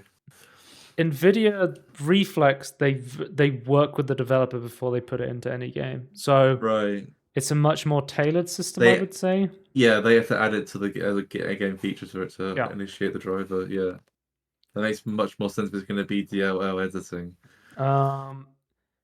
Valve has released Scream Fortress 2. We have 12 new community maps, new cosmetics, Halloween cosmetics, which, if you don't know, you do these things called contracts where it goes kill a bunch of people, play a bunch of time on this map. You basically get like a free crate that you unlock, and it gives you a cosmetic that you can only wear in Scream Fortress around Halloween or if it's a full moon outside. So those are the restrictions on those. But that's how they do their free cosmetics in TF2. That's I like that's So I've been kind of wearing funny, all my but okay. spooky gear that I've unlocked for free in TF2. And as well as this, because the last update they did for the summer update, they were like, hey, there's this cool community Saxton Hale game mode, which I played a bunch of, which was like one person plays as his ultimate boss, Saxton Hale, and everyone else is trying to kill them. This time they're turning Zombie Infection, third-party game mode that I played the hell out of in stuff like Counter-Strike Source, various different Valve Source games, and they are turning that third-party mod into an official Valve game that you play on these new Halloween maps, which is really cool to see. And I've played it, and it's really cool. Alive through modders. Each class has its own unique zombie ability as well. Like the pyro, for example, I believe has like fire resistance and it sets people on fire when you hit them as a zombie. The sniper, when you're a zombie, he basically is like the spitter from Left 4 Dead. It's like Oh, that's Durati cool. spit that deals like damage over time, so you can force people off areas. The heavy is really tanky. The demo man basically has like an invulnerable charge where he like tries to blow himself up, like a charging, like a mixture of the charger and the boomer, I guess. Interesting. But yeah, the engineer. I thought the spy was going to be the sapper, but the engineer actually has a sapper where he throws down a. I don't know, because in Meet the Spy, the spy actually throws his sapper to destroy a turret, and you could never do that in the game, but you now can officially inside zombie infection mode, but as the engineer, which I'm like, okay, we That's weird. finally got that thing from Meet the Spy, but it's as the engineer, so that's pretty funny. But yeah, this update's really cool. I've been playing a couple of the Halloween maps. I believe it's Spineyard, which is the new payload map for TF2 Halloween event, and it's pretty fun. It seems like the last point is very hard to attack, but that could just be because I played both sides and I got my ass kicked on both of them, but I do think if you get a turret set up on that final point on Spineyard, it is a bit of a chokehold, so yeah. It's so cool to see that Valve is actually supporting TF2. If even if it's just adding community game modes as official game modes, it's fucking awesome. It's so cool. Yeah, absolutely. But they still have to integrate it. They still have to test it. So it's good that it's there and it's and people can just play it. Tony, Blunders section. It seems like ChatGPT was used to write the Golem game apology it has claimed. I don't know if you heard about did see this. Lord of Ring. I don't know if you've written it, but I heard that it wasn't even the developer. So it was an apology for the developers. The developers did not write the apology. It was a publisher who posted it for them. So it's like it wasn't even the developers. It just seems really bad. Yeah, it was handled entirely by the publisher Namcom. So the developer gets shut down because of being, I don't know, because what they didn't, the developers didn't set the price. So it's I just feel like a lot of this, obviously the game isn't good, but a lot of this could be avoided if the publisher wasn't being kind of scummy. Yeah, it is alleged it's written by ChatGPT, and to that I say that shows massively based on the apology they delivered, spelling the Lord of Ring Golem. Yeah, the name of the game they made is not going to sound like a human's going to make in that way. Tony, I don't want to talk about some releases, but there is a new competitor in town for the worst game of 2023. Oh, is this the Kong game? Skull Island Rise of Kong. Looks fucking awful. It is broken, buggy mess of a weird King Kong, awful looking game, and it's looking like a real competitor. Oh, also, by the way, Tony, the actual exe file of the game was discovered. It was actually just called monkey.exe.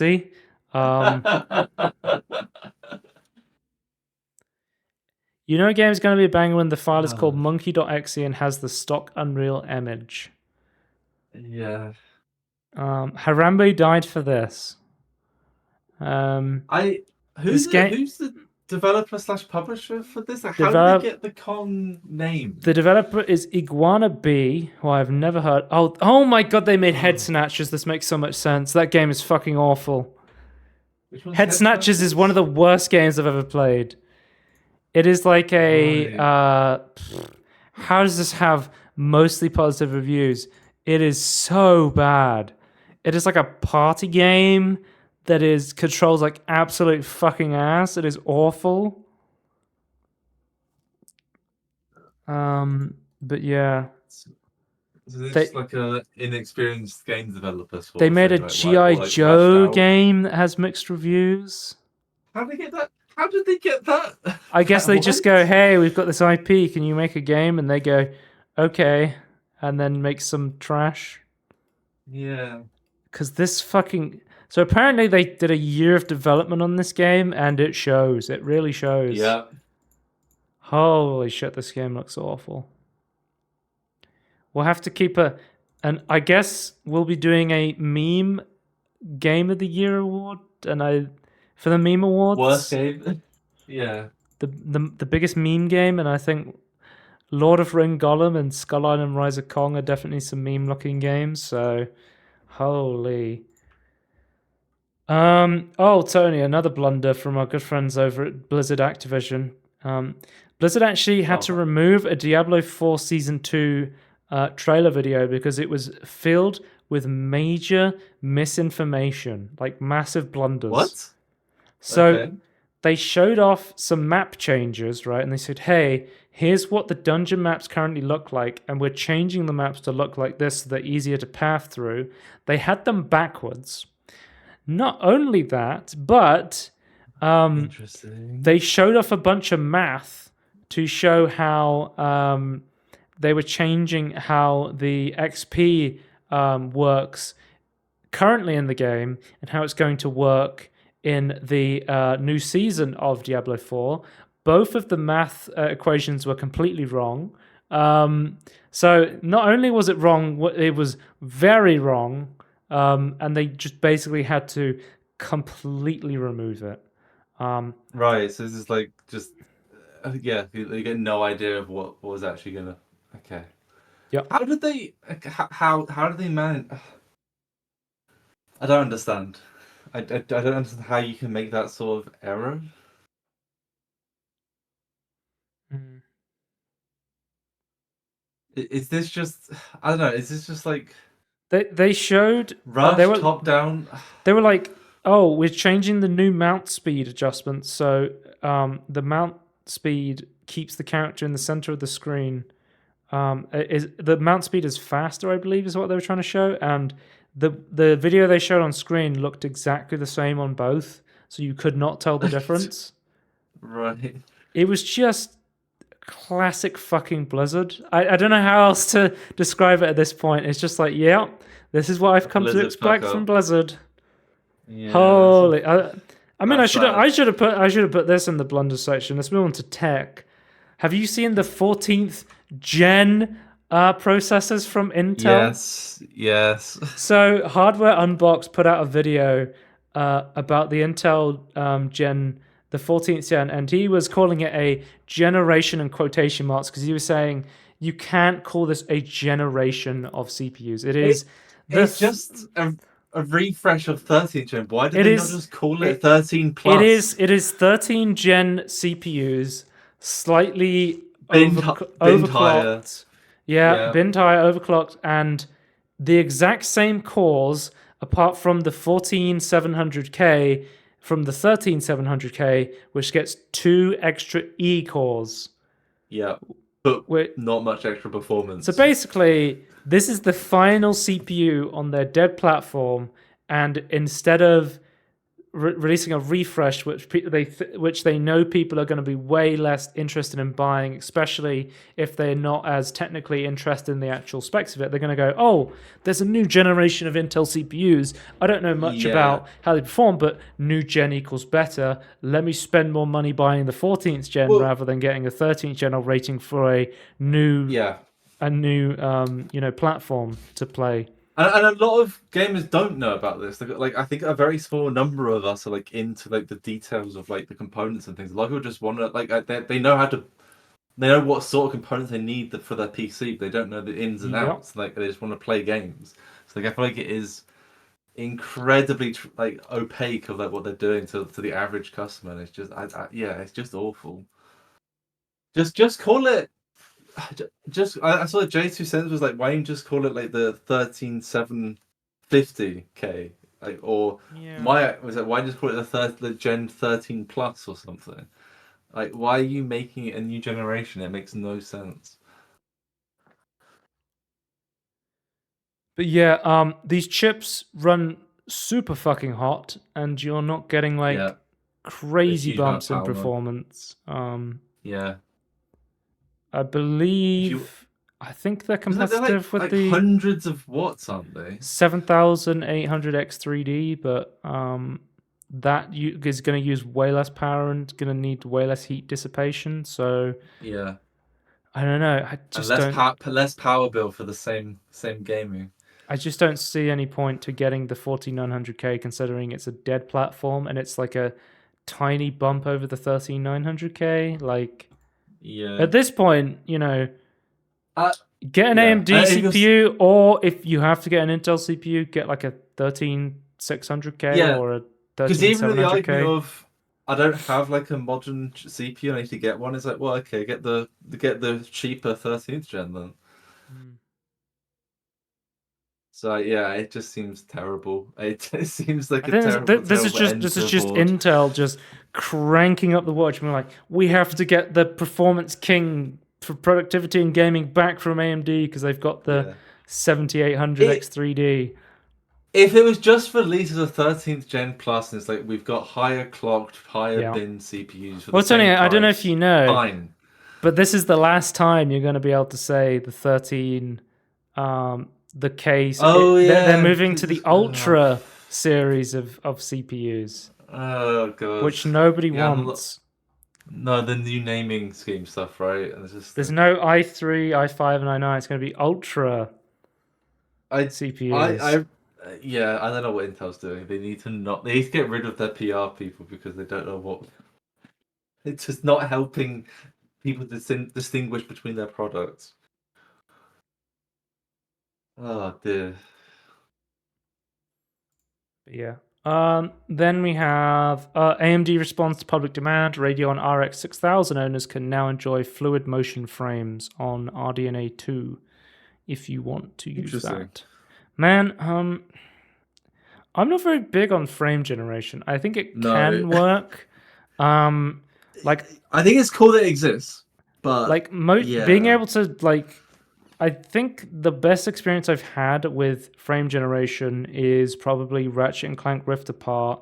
Going from heavy ray tracing, high frame rates like 120-ish, being able to then go, oh, I'm going to be able to cap out my frame rate 160, 165 FPS around there, so I can use the VRR window, make sure my stuff is V-synced, but also still getting, pretty consistent input latency or whatever, right? Like it's much less noticeable in a third-person game like Ratchet and Clank, and especially if you're using a controller, you're going to notice it a lot less compared to mouse movements. But generally, if I can avoid it, I tend to prefer to turn. Every time I've used frame generation from NVIDIA, I much prefer it off to on. I don't see a massive benefit. It is essentially motion smoothing like on televisions most of the time.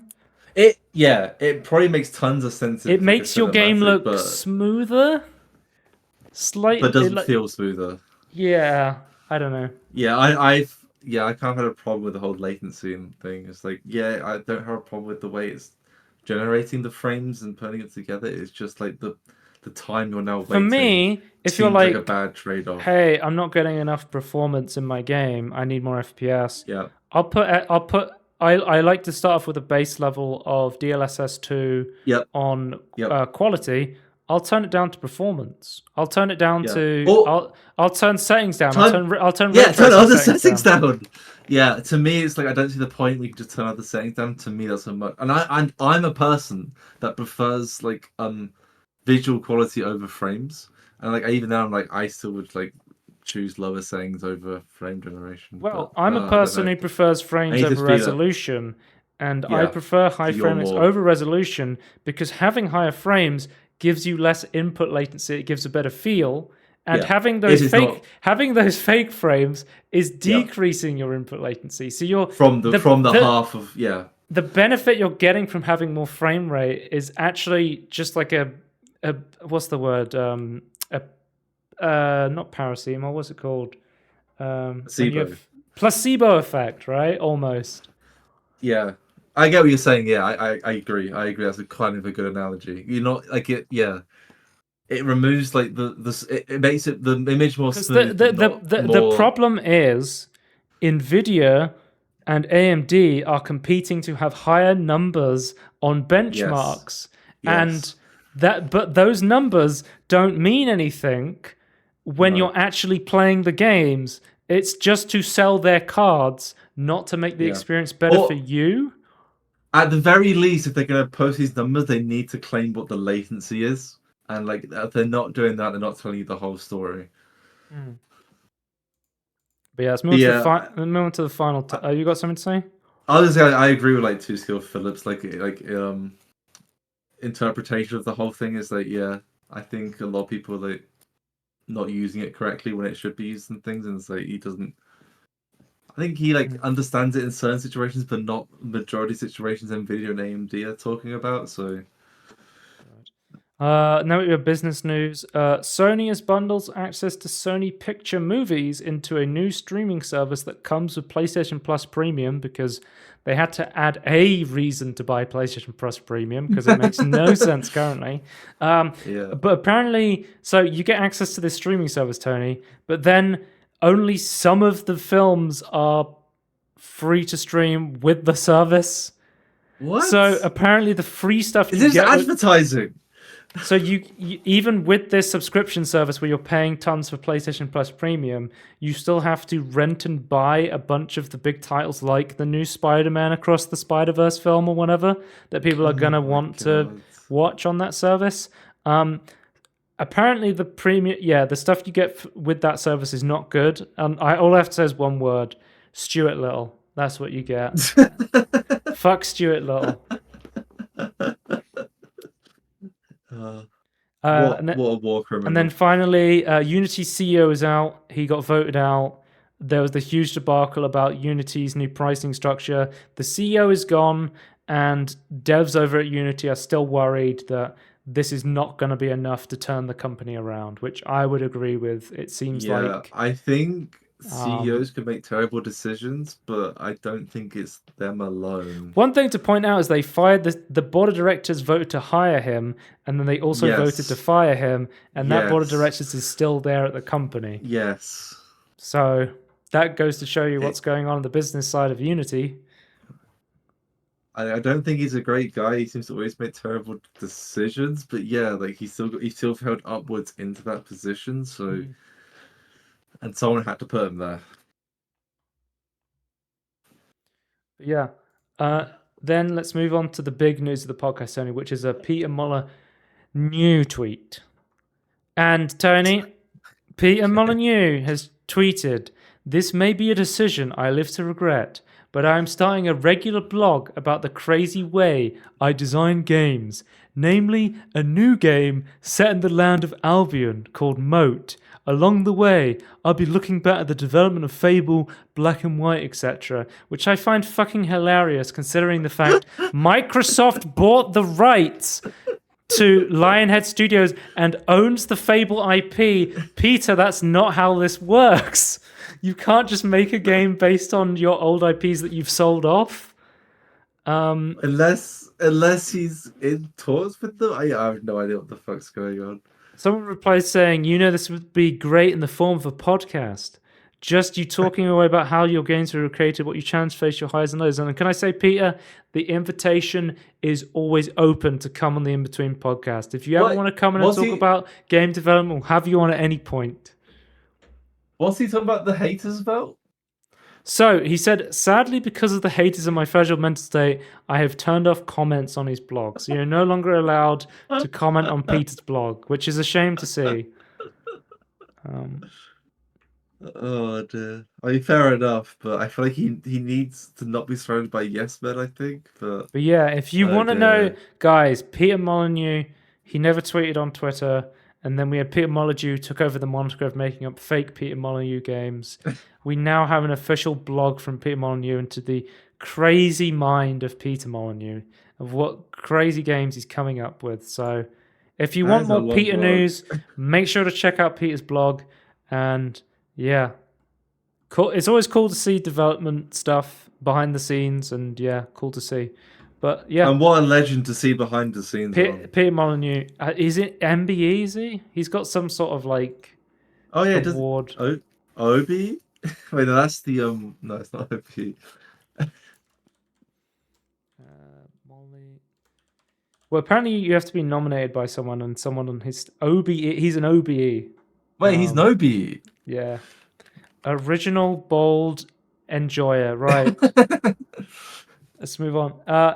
The Inbetween podcast, if you want to watch the VODs and everything in between, youtube.com @everythinginbetween podcasts our handle. Twitch.tv/Scorn if you want to watch live, and give us a follow like FSA_podcast did today, and @Scorn2000 on Twitter if you want to follow there for some reason. As if you can't listen to the video version, there is also a audio version. Shows.cast.com/everything-inbetween podcast. If you click on that, there will be links to the Apple Podcast version and the Spotify version, and you can listen to those on your form of choice, as well as just downloading the raw MP3 file, which you'll be able to listen to in your leisure. And we will see you next time. Goodbye. Bye.